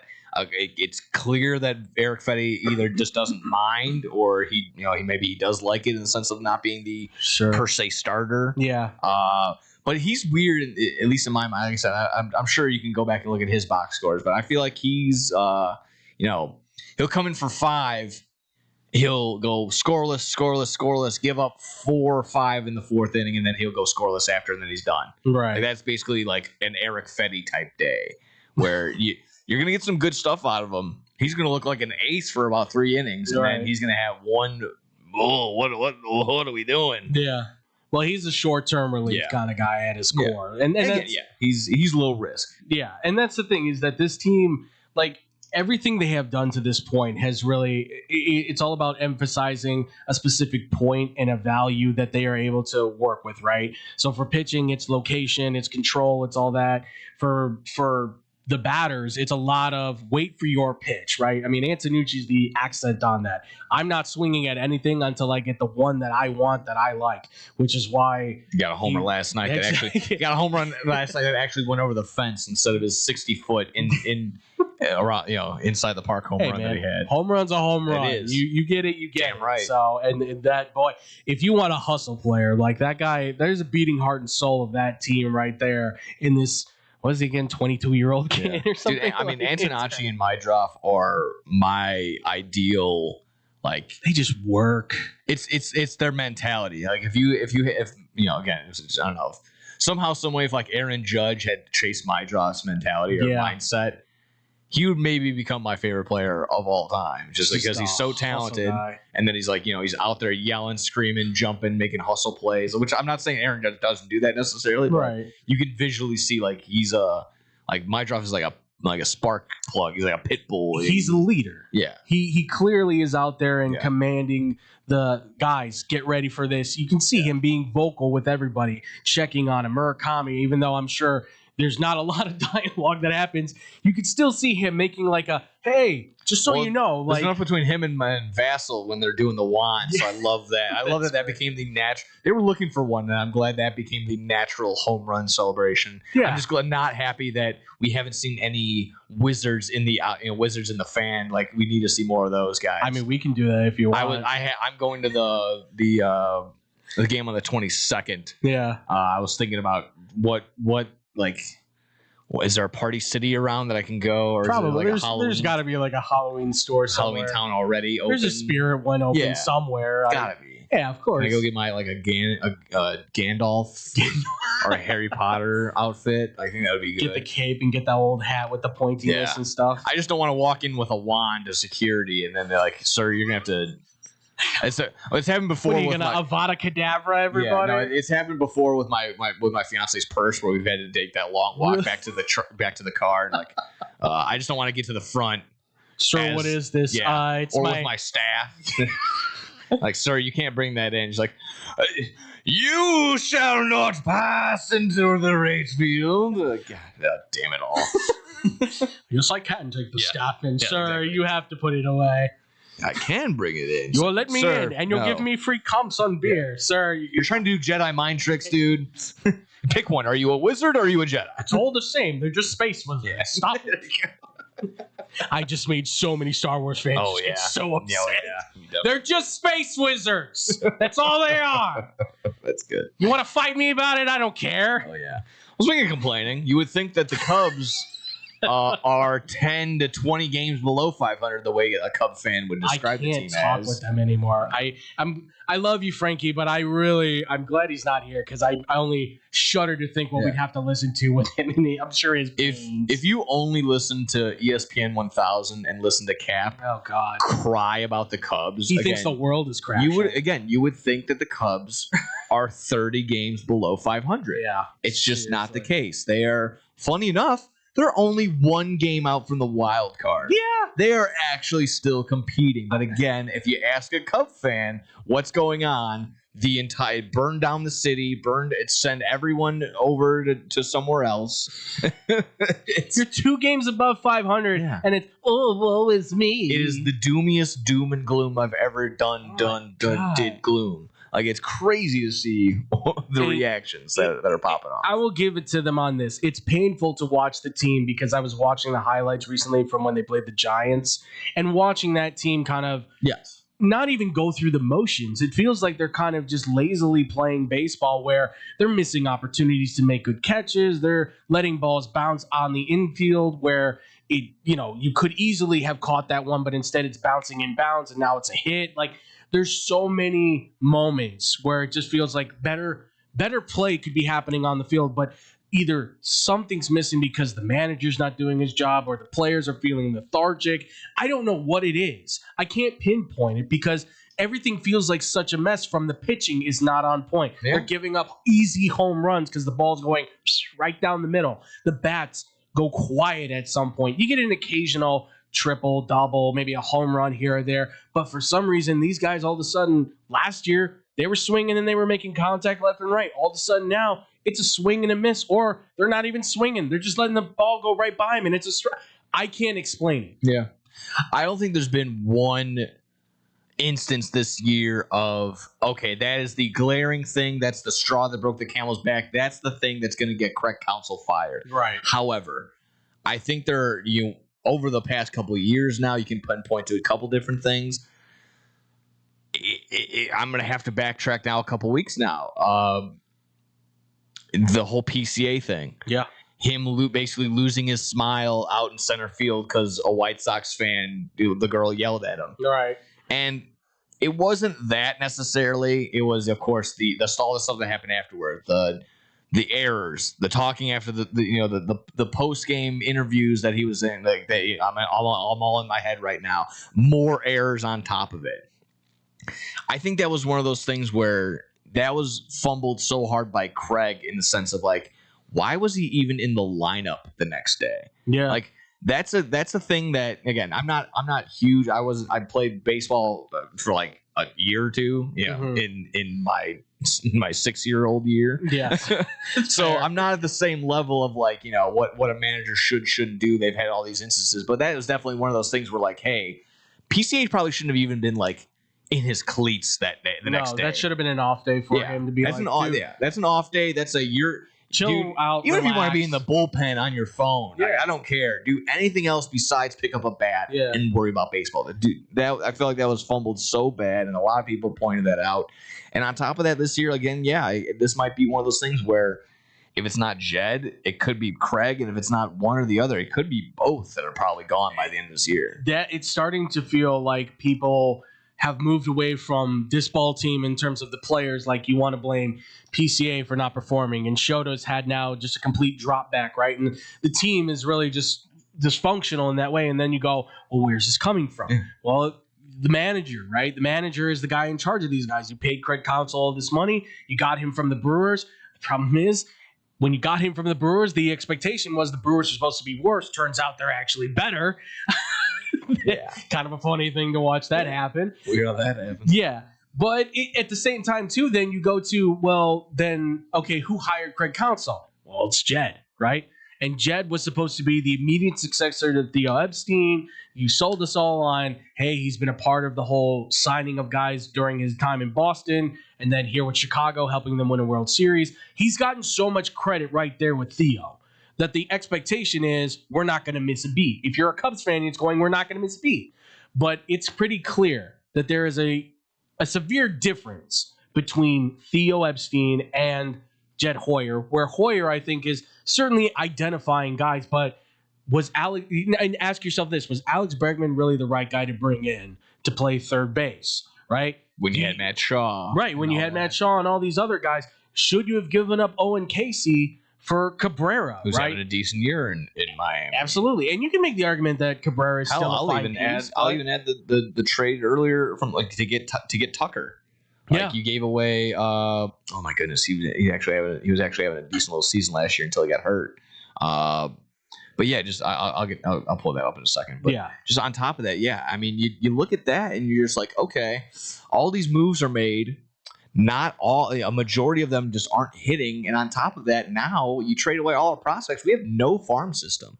The Cubs two guys. The two top prospects are outside of the top 60. I think one of them was like a rank 77th, and the other one was like 80 something. It's Wiggins and Alcantara, I think, are the two guys for them.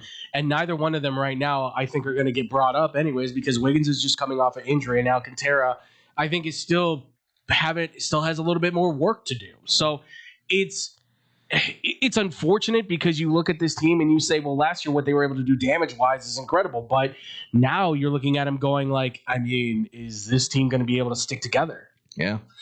So that Kyle Tucker trade that I was mentioning, it was Asak Paredes. That was the name.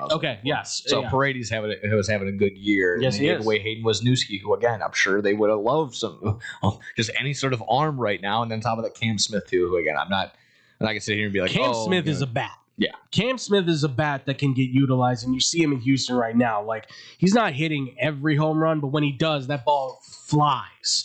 And that's the biggest thing, is like, at least you can say, like, all right, there's a secure future to say if we lose Yordan Alvarez, which could happen, then they're secure. Yeah. Like, and that's the thing, is that the Houston Astros can say, look, we're not having a good year, but even if we come out of this with a bad year, we're going to have a high draft pick. They do really well in the draft, by the way, too, finding prospects late in the draft and in the early parts, develop them, and then those guys end up becoming a winning ball team. The Cubs need to prove that again. And right now, Hoyer has not done that. Right now, he's kind of compiled these prospects. He brought up Pete Crow Armstrong and said, this is the future. Okay, but what else is going to be there with him? Because right now, it's kind of him. It's Ballesteros. I'm screwing his name up. Ballesteros. I don't know. I'm sorry. I can't really read this one. Ballesteros. And after that, like, Wiggins would be a part of that conversation, and Alcantara, but are you going to keep those guys? Or are you going to trade them? Because there's all these rumors now, they're going to go get Tarek Skubal, and is that going to save your ball club? Because you're injured. Your rotation is injured across the board. What's one pitcher going to do for you? I mean, as of right now, I mean, I know the records aren't even close, but I feel like that would be such a lateral move for Scooble going from the Tigers to the Cubs. Like it's just be like, oh, I'm in the AL or now I'm in the NL and not going to go to the playoffs, as opposed to being in the AL and not being in the playoffs. Right. Like, okay. I mean, you guess you got a shot. But again, is him coming in going to take relief off of guys like Imanaga? Is it Cabrera? I mean, you don't have Talon, you don't have Steele, like. Oh, or Boyd. Or Boyd this Boyd's year. gone, and so now you've got Colin Rhea. Yeah. And again, it's just like, oh, we'll sit here and be like, oh, Justin Steele. You had one good season out of Justin Steele. I'm not going to sit here and be like, oh, he's fantastic. I'm not going to say he's a flash in the pan, Right. but it is definitely a matter of like, okay, can he recreate the one Cy Young season that he had, the potential Cy Young season that he had? And even then, like I said, he petered out and he ended up getting hurt. So it's just a matter of like, can he do that again? Can he even be a fraction of what he was? We'll see. I'm sure I can give the benefit of the doubt and say that yes, he probably can be. He's young enough to be able to do it, but like you said, I feel like he kept getting pushed back in terms of when he's coming back. So it's really tough to say. I have no idea what's going on with him. When you keep having setbacks like that too, when they keep saying we're going to have to push back the date when he returns, that's a concerning moment where you go, we just paid him. We're counting on him to be a part of this thing for a long time, to be at the front of this as an we may have to this is where if you're Hoyer or whoever's going to maybe come in as the next GM, you're going, we got to have to maybe reconsider the plans here and start shifting things around to really reset, rebuild again. Yeah. Which is unfortunate because everyone was being sold on, all right, we're done rebuilding, we're competing now. Well, now we're looking at this kind of going like, I mean, are you going to, if you buy, who are you going to sell that anybody's going to be able to take, and you're going to be able to get something that's going to help you win? Because now we're sitting here, and I've looked at I don't know how many different websites that are all saying that the Cubs may need to start thinking about selling pieces off. Oh yeah, Hap, Suzuki have been named. Yeah, I think I see one that said Cabrera should be in there. Like, you just caught him. There hasn't been every time I go on Facebook or Instagram, it's always a mock trade, and it's always Seiya Suzuki. Yeah, it's always Suzuki going somewhere. The one I see right now, the one that's getting the most traction as of late, as opposed to what I've been seeing, is the Phillies. Seiya Suzuki, the Phillies. That makes sense. The Phillies are desperately looking to acquire an outfielder at the trade deadline with Adolis Garcia, expected to miss the rest of the season. They're considering between Cubs right fielder Seiya Suzuki or Joe Adele from the Angels. That's the quote I'm looking at right now. So you know what, that would be a great move for them. I mean, I know everybody's saying for Philly, at least I know it's all Mike Trout talk this, Mike Trout that. But first off, I know he likes Philly. I know he's got a best friend there in Bryce Harper. I don't think that's going to happen. So if he's got another option to sit there in case of emergency, Seiya Suzuki is a guy. And guess what? Philly's got prospects. Yeah. So, and that's really what they should be looking at now more than ever. So it's a shame because at this point you would say both of these teams should have winning records that are exactly where the White Sox are at, but they both should be kind of at that marquee moment because they're both good enough teams with the names that are on them, of course. The White Sox are the surprise because you wouldn't think this team should probably only have like 20 wins at this point. The fact that they are where they are is incredible. And it's a great story. Yeah, and you should love it. White Sox fans should love it. For Cubs fans, it's not the end of the world. But I understand where you're upset. But you don't have to, like you said, the way people are talking, you'd think they were like the worst team in baseball. You're not. That's the Rockies. Come on. Who they just lost a series to. Yeah, exactly. You just sorry to dig the knife in. And they did just hit 23 runs on the A's yesterday. Yeah. Which is just, I mean, which by the way, if you're playing along at home of how many runs were scored in Las Vegas this past week? Oh, God. 102 in 6 games. It's crazy. Again, that's not where they're going to be playing when they're in Las Vegas, but you're kind of getting the idea of like, they're gonna have themselves a good team considering what they're building there. And yeah, they talked about the atmosphere and everything there. Like it's thinner air because it's higher elevation, so the ball is going to cut through the air more. Which fly a little better. So Nick Kurtz is going to hit like 70 home runs. It also helped that they were where they were playing is a minor league ballpark. Correct. The dimensions were very, very close. They're much smaller. Which if you even watch at the end of it, like between the A's and the Brewers, like when the catcher's like taking his mask off because he thinks it's just a pop up, and sure enough, it just keeps carrying and going, and it's like great, now we're in extras. Just the realization of I gotta put this stupid thing back on. God, I gotta keep playing the I always think about the South Park episode when they're all trying. That's exactly where my mind went. It's just like, I hate come this on, game. I don't want to play anymore. We're trying to lose, but we're trying to lose more than you are. Oh, so good. Oh, they're really good at sucking. Oh my God, they're great at being terrible. For what it's worth, the Cubs made a move today for Mariners pitcher. I'm going to butcher this one. We've been doing it all day. I might as well. Yasver Zaluda. We'll see how that one goes. I mean, if you would have said Seth Lugo, maybe, but not. He is coming in this year 1-0, but has an ERA of 6.14 in 7 games. Yeah. Is that the best they can do? In 7.1 innings this year, 7 1/3. He's given up 5 hits, 5 runs, all 5 of them earned, 1 home run, and 4 walks. Sounds like a Cub in the bullpen to me. Sounds about right.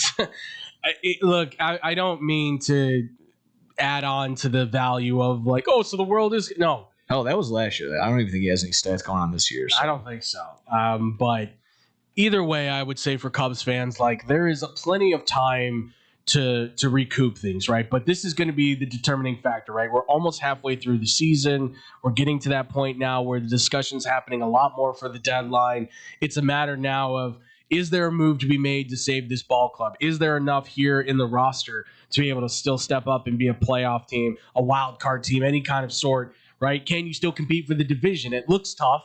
It's not impossible, though. It's just going to be a lot more difficult now more than ever because something's clearly missing within the roster itself. I don't know what it is. I can't pinpoint it. That's on Craig Counsell. That's on Jed Hoyer.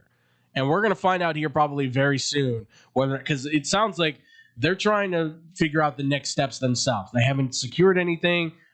It's obvious for the White Sox they're going to go ahead and try and make a run for this. And I'm all for it. Rightfully so. As long as they are way ahead of schedule. Yes. and like we've said, you don't need to go buy the big superstar name. It's not that moment. Here's the good thing, though.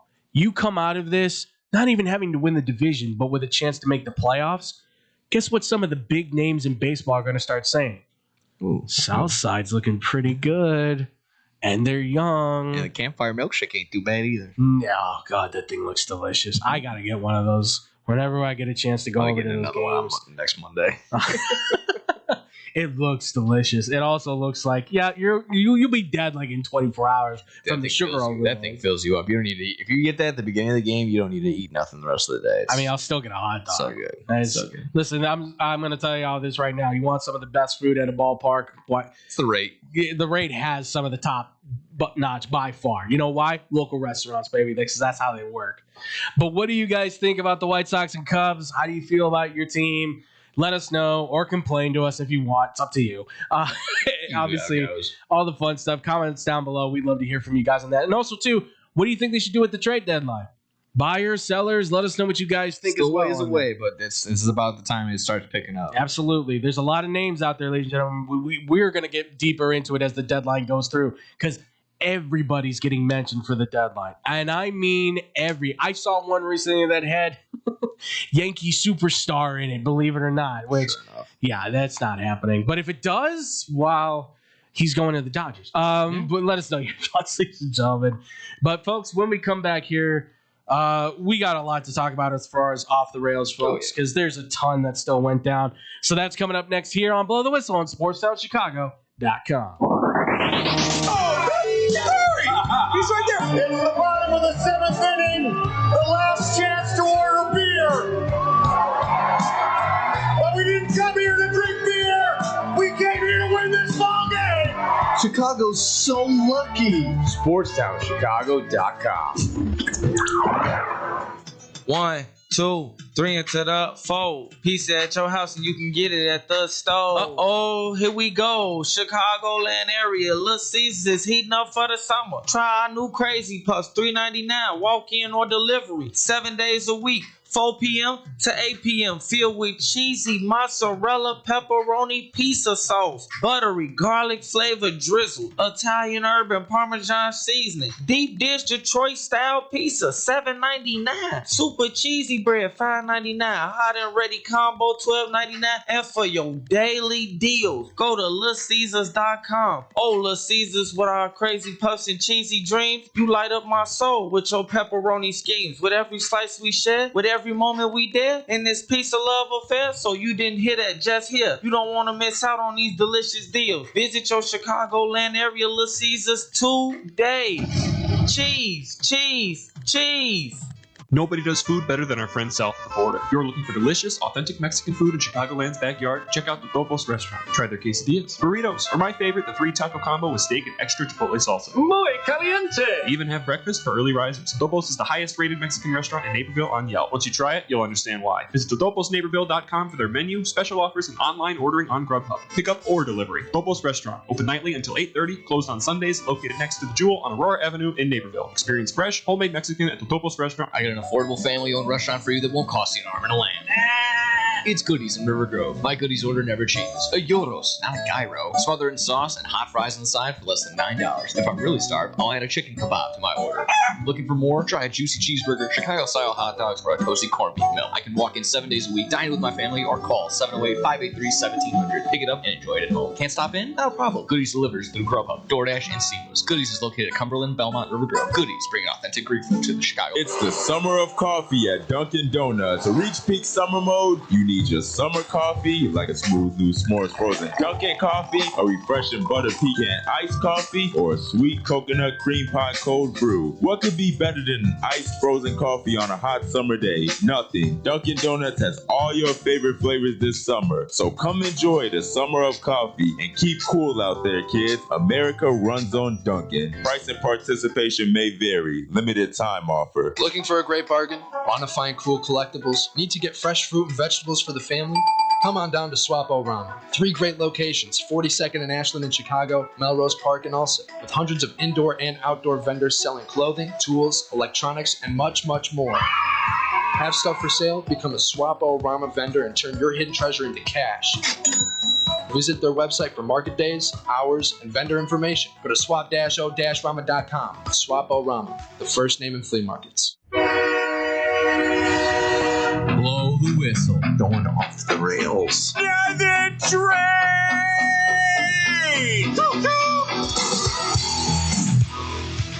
And welcome back, everybody, here to Blow the Whistle on SportsTownChicago.com. And that's right, folks, it's time for us to go off the rails. This is where we pick any kind of topic, sports or non-sports related, and we just kind of shoot the stuff about it, ladies and gentlemen. We kind of just talk about the random here and there. And Nick's got a good little list there, so I'm going to toss it to Nick to kind of just feed us out the topics for the day on Off the Rails. So go on, Nick. Almost, like I said, I got a couple. I'll let you maybe choose. Like I said, we got Bear Stadium. We can talk about that. Got some World Cup we can mention. Obviously, the Stanley Cup also happened. And then an unfortunate tragedy, as we all know, the young singer/songwriter Oliver Tree passed away. Pretty tragic. Yeah, crazy event. So absolutely. Where do you feel like we should start? We can start with the Bears stuff. Okay. Kind of, because I'm sure everybody's got everybody's got an opinion on that, of course, right? Yeah. I mean, it's this is one of those things. I think we're back to crap or get off the pot again. Once again with those that whole thing. Man, I've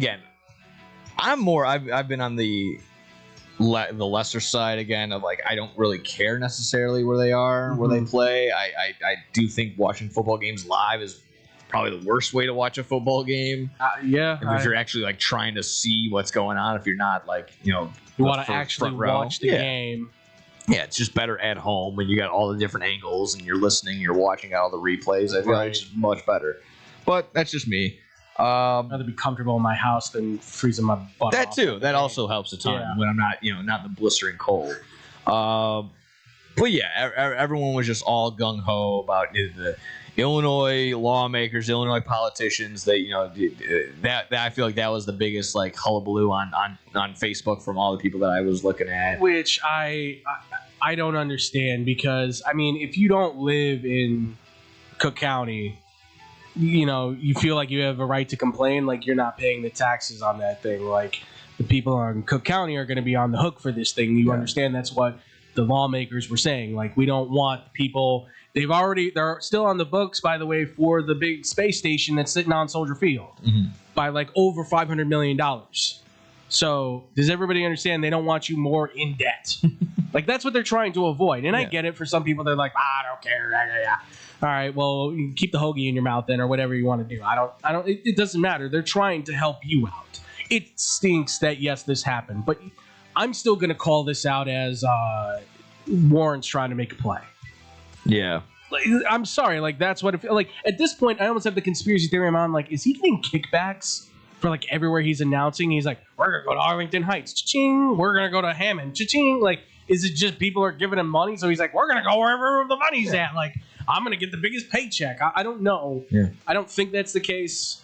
But at this point, I think it's just him trying to make a ploy to try and be like, one more time so we can try and get this thing done in Chicago. Well, we're going to go to Hammond. See what happens.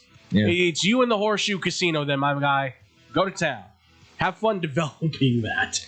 Yeah, again, it's just there's such an obvious hub that can happen in Arlington Heights. We've mentioned this time and time again. Just the spectacle that can be had over there. Again, even if you're just in a small part, like I was up in Milwaukee for a MMA fight that I was working, and then right outside the Pfizer Forum where the Bucks play, is a small arena where we were for that MMA fight. Then there's, I guess, like I said, Pfizer Forum's right there. Yep.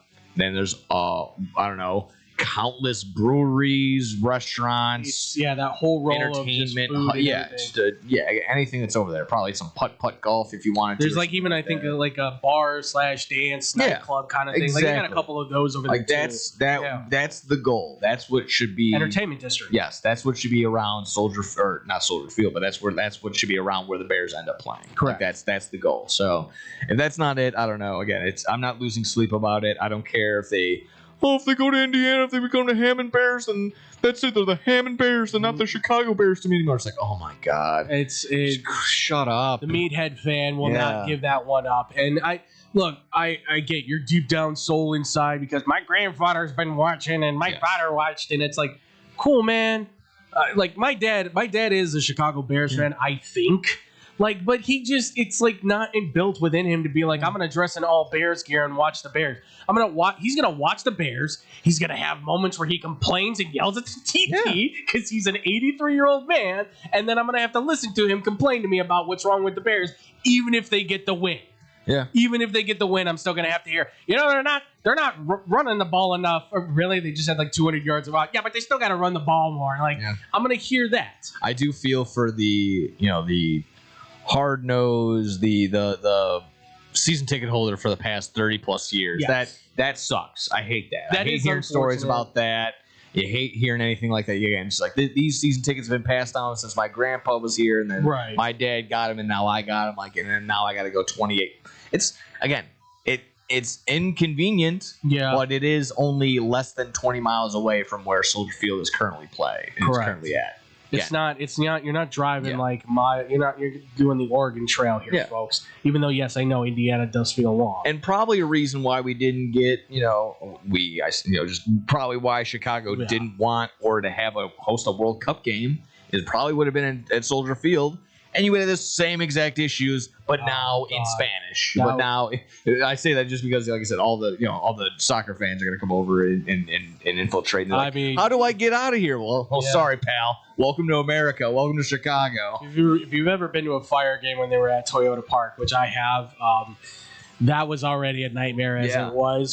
Consider what Soldier Field could be, exactly that. And this is why, again, building the new stadium in Arlington Heights or wherever it might be would be crucial, because then you could have a World Cup game. Yes. You could have concerts there. You could have the Big Ten championship or Big Ten games in general there. You could have hockey games for the Blackhawks. You could have Big Ten tournament games there for basketball. So much could be done, and all of it could be right there if the Bears would just concede on just using. I get it, $4 billion is a lot of money for privatized money, but it's your money. Invest it, and guess what? An economist said by year 5 of building that stadium, they've already recouped on that $4 billion, and then they're $2 billion up. More than likely, maybe even more, depending on how you flux the stadium out. So, I don't know. I like what the economist is saying. Why not listen to the guy that went to school to study this stuff? And he is, by the way, a Chicago-based economist. So he understands how the city and the state works. Yes. So I like what the state did. Congratulations, you protected the taxpayer. I like that. If the Bears go to Hammond, they go to Hammond. Have fun with an industrial area that has absolutely no skyline to look at whatsoever. Again, outside of a casino. Yeah. Not much going on. Yeah, exactly. So, best of luck to them. Yeah. I think, like I said, this is a nice transition into something we just lightly mentioned right there, into some World Cup talk. Yeah. Just the fact that, again, Chicago didn't get a game. I personally, I don't mind. If you saw the... Even just the watch parties that were filled with trash. I was gonna say, there's still World Cup crowd here anyways. Yeah, there's still a big enough thing for that to be a thing. But again, oh my gosh, just like I don't need Chicago doesn't need any more traffic. One. Yeah. Yeah, that's true. So I feel like that's a big thing right there. And on top of it, like I said, I feel like I think I should have worded it a little bit better when I was on WRMN this past Saturday, but it is definitely the casual fan that comes in and ruins it for everybody. Oh my god! It ruins it for the guy that doesn't care. And he makes a guy like myself even despise soccer and soccer fans even more because they come in and they kick down the door, they drink, and then they throw their beer and they don't clean up after themselves. And that, like I said, that equally infuriates both the person that doesn't like it to begin with and the actual diehard fan that's there to watch their team. It's like I'm watching the and actually knows. Yeah. A starter, as opposed, can pinpoint a starter on the national squad, as opposed to like, oh, this is just a guy that's walking on the street. Well, that's the thing. Like with me, like I love the World Cup because I'm a soccer fan to some degree. I'm not the heaviest of all. I'm not going to say I watch every single game, but like I like Real Madrid. I like watching them as a club. I like watching the World Cup because I think it's great to see some of these countries be able to play. This is a great opportunity and it's a great moment, but those types of fans, the casual, like you said, that comes in and just makes a mess of the place. And also, I will say, too, the faux fan, I'm going to call them. The guy that puts on the USA jersey because it's just, it's time for the World Cup. But I know you're not I know you don't care a damn thing about USA soccer. Name me one player on that team.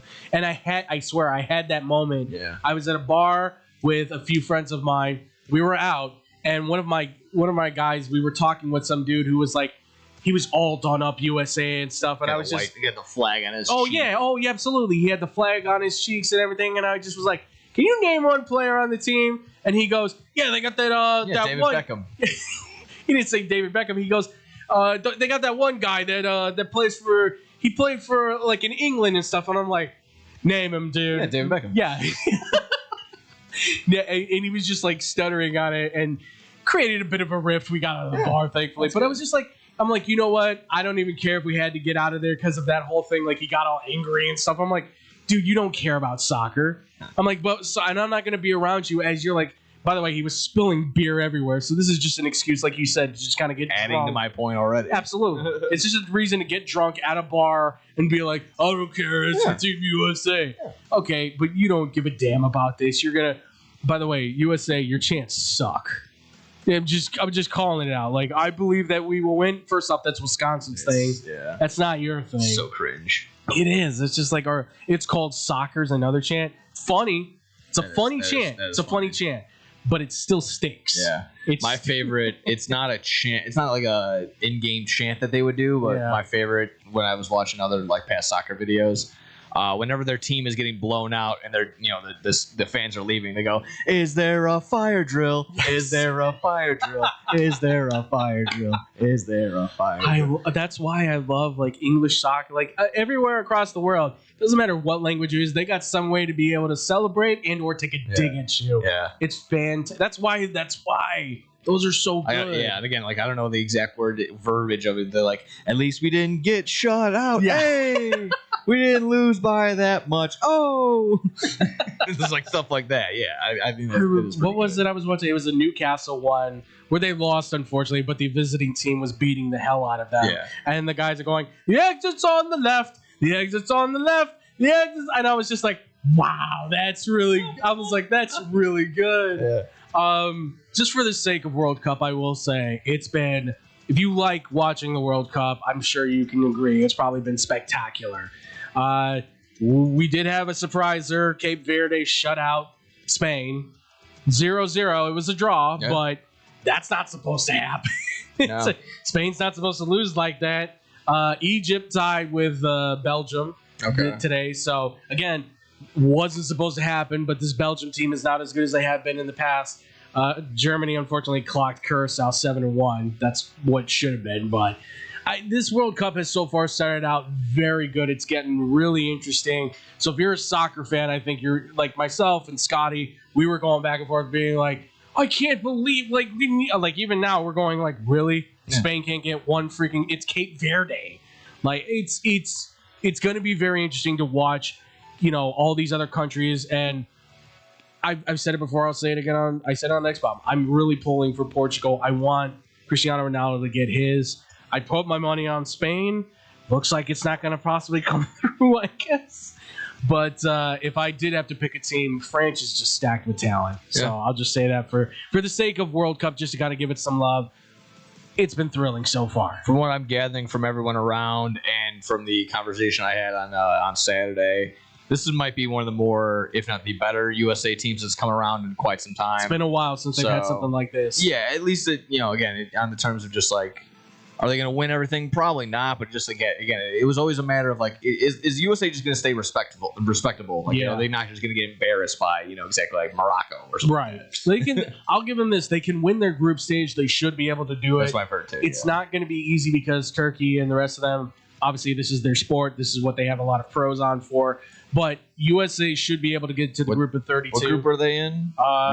They are group. Hold on, I got it pulled up right now. I feel like whoever's in Group D. D. Okay, yes, they are Group D. Okay. So it's USA, Australia, who got their win against Turkey, and Paraguay. Okay. And obviously USA just beat Paraguay, but still Australia's looked pretty good so far. Turkey's obviously still a pretty good team for the most part. Like there's enough here to say like USA should win their, but it's going to be difficult. Okay. And then it's a question of, all right, you get to the group of 32.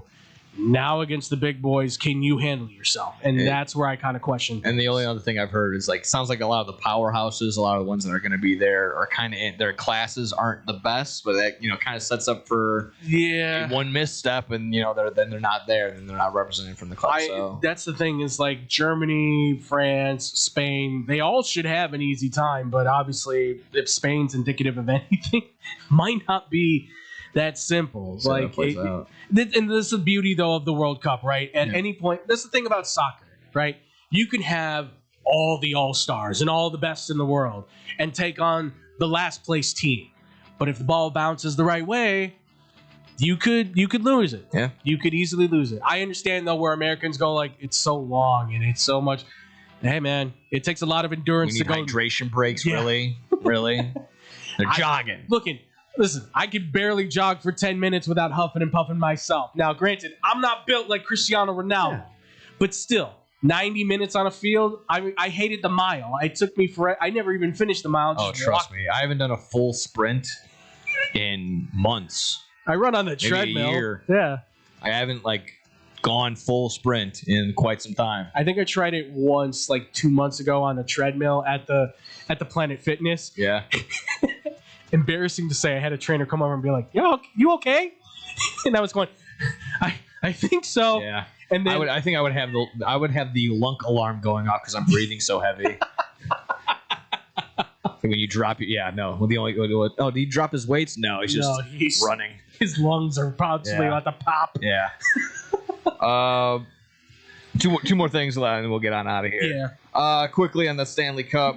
Congrats to the Hurricanes taking down the Vegas Golden Knights in 6 games. Yeah, 6 games. 6 games. Yes. Yeah. Congratulations to the Stahl brothers too. Yeah, My goodness, for the same club. Yeah. I think that was more or less like I think of like a lot of people were just kind of like Carolina just kind of be able to turn around their franchise as quick as they did. Like that was pretty good. It's incredible what they did. I mean, I'm not the heaviest hockey fan. No, neither am I. They added just enough. They drafted enough talent that they put together a group that not exactly the best, but cohesion-wise, they put it together. Like they worked in sync. Yeah. Everybody knew what the other was going to do. Like I don't know plays in hockey. It always looks like guys just skating around. But they made me look like, oh, they're setting it up where I can see pucks going here, then here, and then goals getting scored. And sure enough, they would hit it. I thought Vegas could certainly take it because you look at them and they go star power. They've got a lot of big names on there. But this was a great showing for Carolina. Absolutely awesome. Congrats to Jordan Stahl. That's going to be a great Thanksgiving to go, well, I have a Stanley Cup. Yeah, well, so do I. And I've got a Conn Smythe now to say, so what do you got to say, bro? Yeah. That's awesome. It's really cool. A lot of my hockey buddies were just kind of like, oh, I'm sure Napolitano is. Oh yeah, no, he was good with the outcome, obviously, but just he was like just like kind of more or less just like shout out to Vegas for kind of just holding their own. Like absolutely, a lot of my buddies were like, yeah, it could be as much of a sweep from the Hurricanes. 5 games at the most, but yeah, they go to game 6, and they were competitive all throughout the entire time, other than the shutout last night. So I thought that was pretty good. The only thing we have a Chicago connection there. We do. Well, obviously with the Chicago Wolves being the feeder team to the Hurricanes, they are in the Calder Cup. So, from my understanding, if Mike's stats are correct, if the Hurricanes won, if the Wolves win, this will be the first time since 1994 that the professional NHL team wins the Stanley Cup, and then their feeder team, their minor league club, wins the AHL Calder Cup. So I did not know that. Yeah, it's been a little bit of time, but yeah, they've been pretty cool. I think the Wolves are tied, if not up 2-1. I think it's tied 1-1. I can check that too. I can't even remember the last time the Wolves even won the Calder Cup. No, it actually wasn't too long ago. It was a couple years ago. I think it was like the year or two after COVID they won. That's right. They did. They had a team they put together that was like owning guys. Yeah. That's right. We did.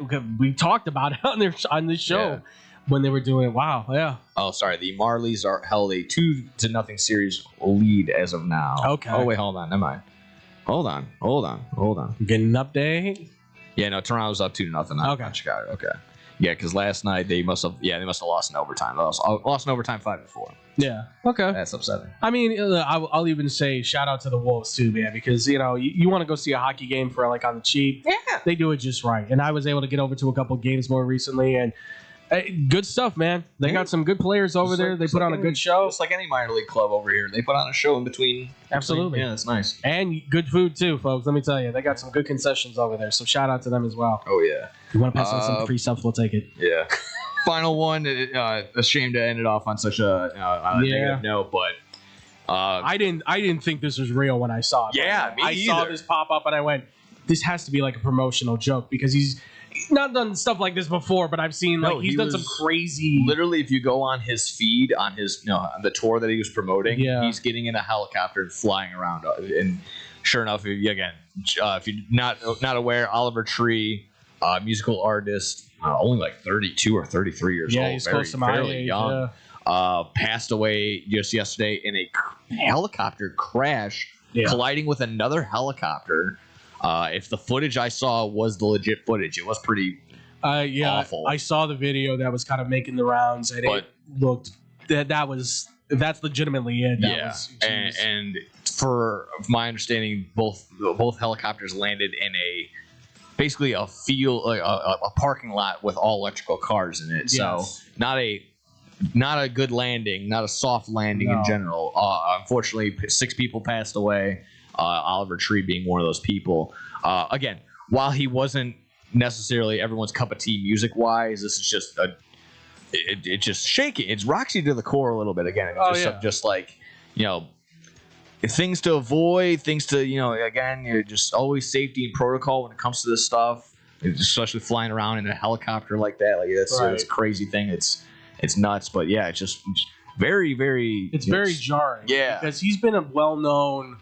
I mean, he made his fame on the internet. I remember watching him on YouTube kind of in the very beginning, and again, his music has never been my cup of tea. No, but not necessarily. I like it. I like to an extent. Yeah, and I can respect the art that he was putting together. It was wild and strange and a little bit out there, and I'm all for that. It was very buck the experimental. norm. Yeah, and I'm all for that. Like, you want to try something different, go for it. I've always enjoyed all music. Sometimes it doesn't always click with me, but I can always find.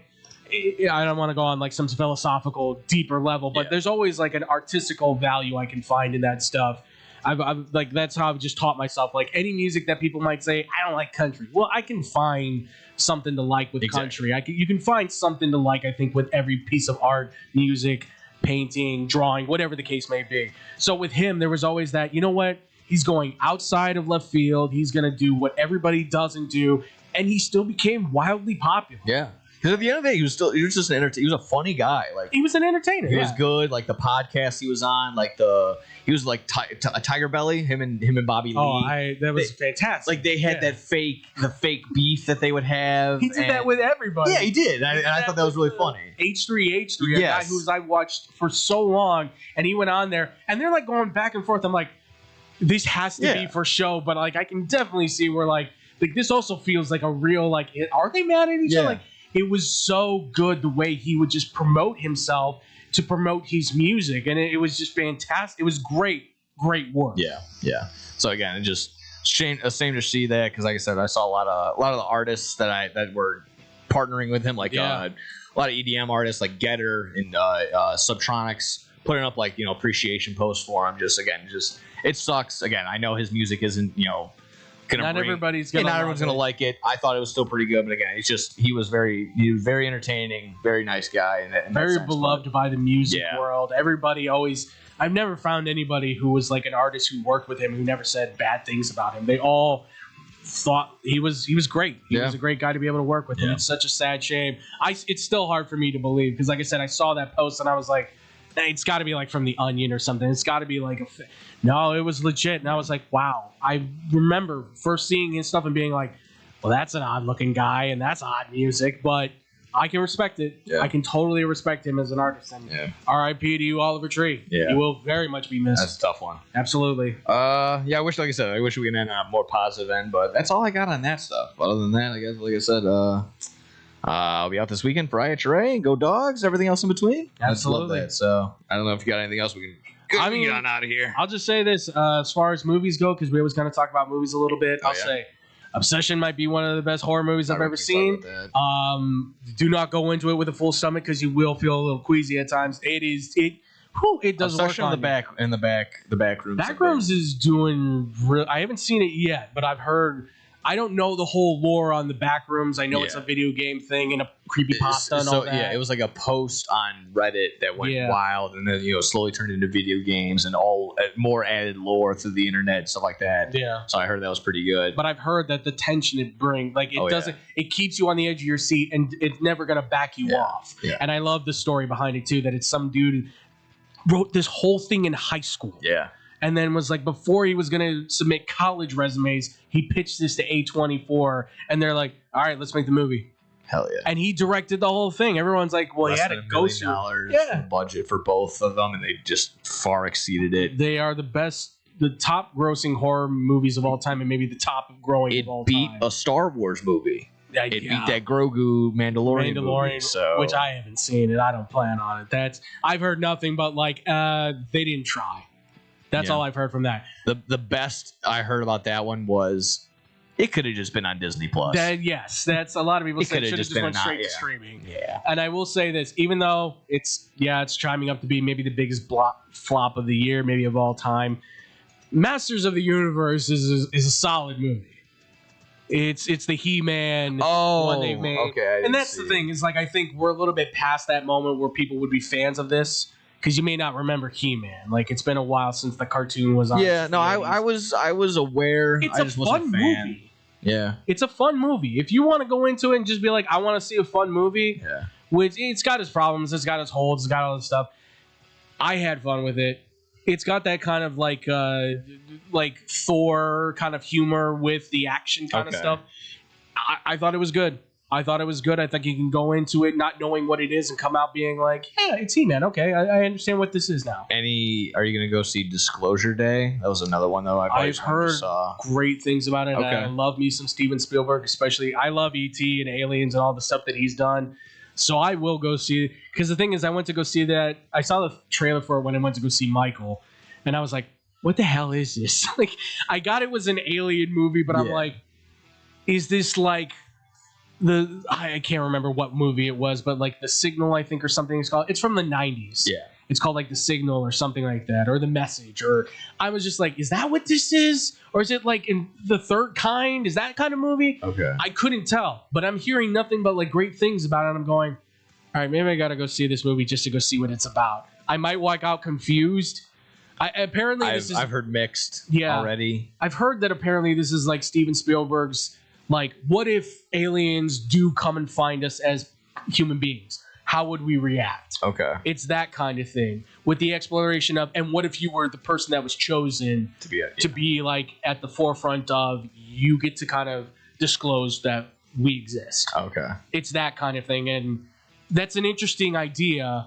But that's the thing is I've heard like nothing but rave reviews about it. But then other people are like, I went into this thinking something else, and now I came out of it, and I'm not sure if I like the movie. Yeah. So I'll probably go see it probably over the weekend, check it out, and then I'll probably come back next week, and I feel like I'll come back going like, I was confused, but I think I liked it. Like, that's where my heart's at right now. Like, I think I'll go in being like, I'm scratching my head, but I don't think I hated the movie.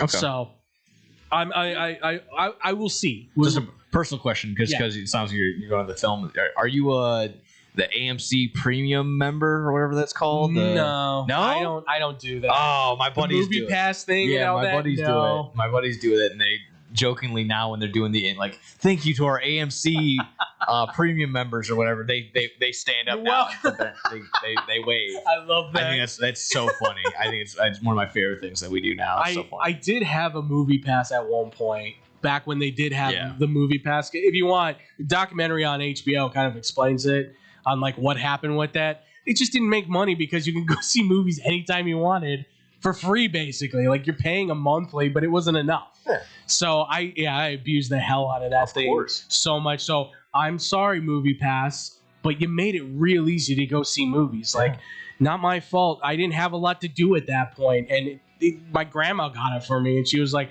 well, we've got the Marcus right there. And I was like, going to the Marcus down in Addison. I'll promote it. Yeah, it's a great place. And I was just like scanning it left and right. So yeah, I made him go broke. But no, I don't do the AMC premium thing. Okay. But I that's immediately where my mind went, where the whole thank you to the you're welcome. You're welcome. Yes. No, of course. Do this for you guys. Yeah. You're welcome. I'm helping you out. Yeah, absolutely.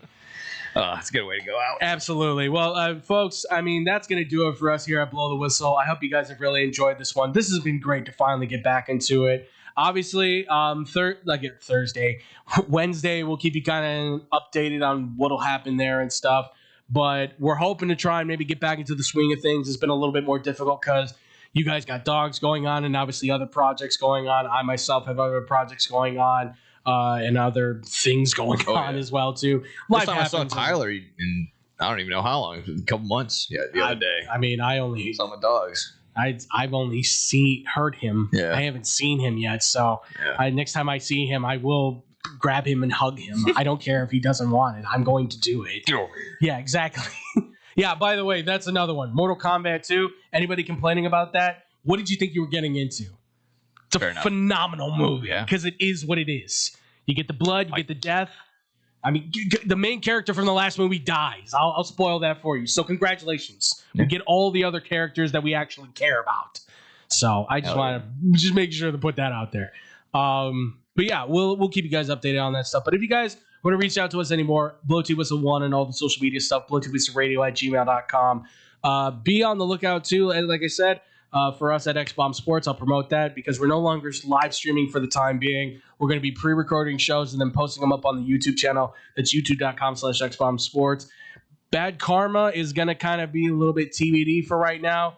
Nick and David have a few more things they got to figure out and discuss real quick, and then we'll get back to you guys on that. But I know you guys have been wondering about the wrestling stuff, but don't worry. It will be back. It's just going to be kind of a matter of time. Some sort of capacity, yeah. Yeah, we're trying to get all the details together to basically make sure that the shows continue on through these avenues, be it Blow the Whistle, Bad Karma, X-Bomb, all that good stuff. So, but we appreciate you guys for being amazing fans. We love you. Thank you guys so much for being a part of this, for listening, for watching, all that good stuff.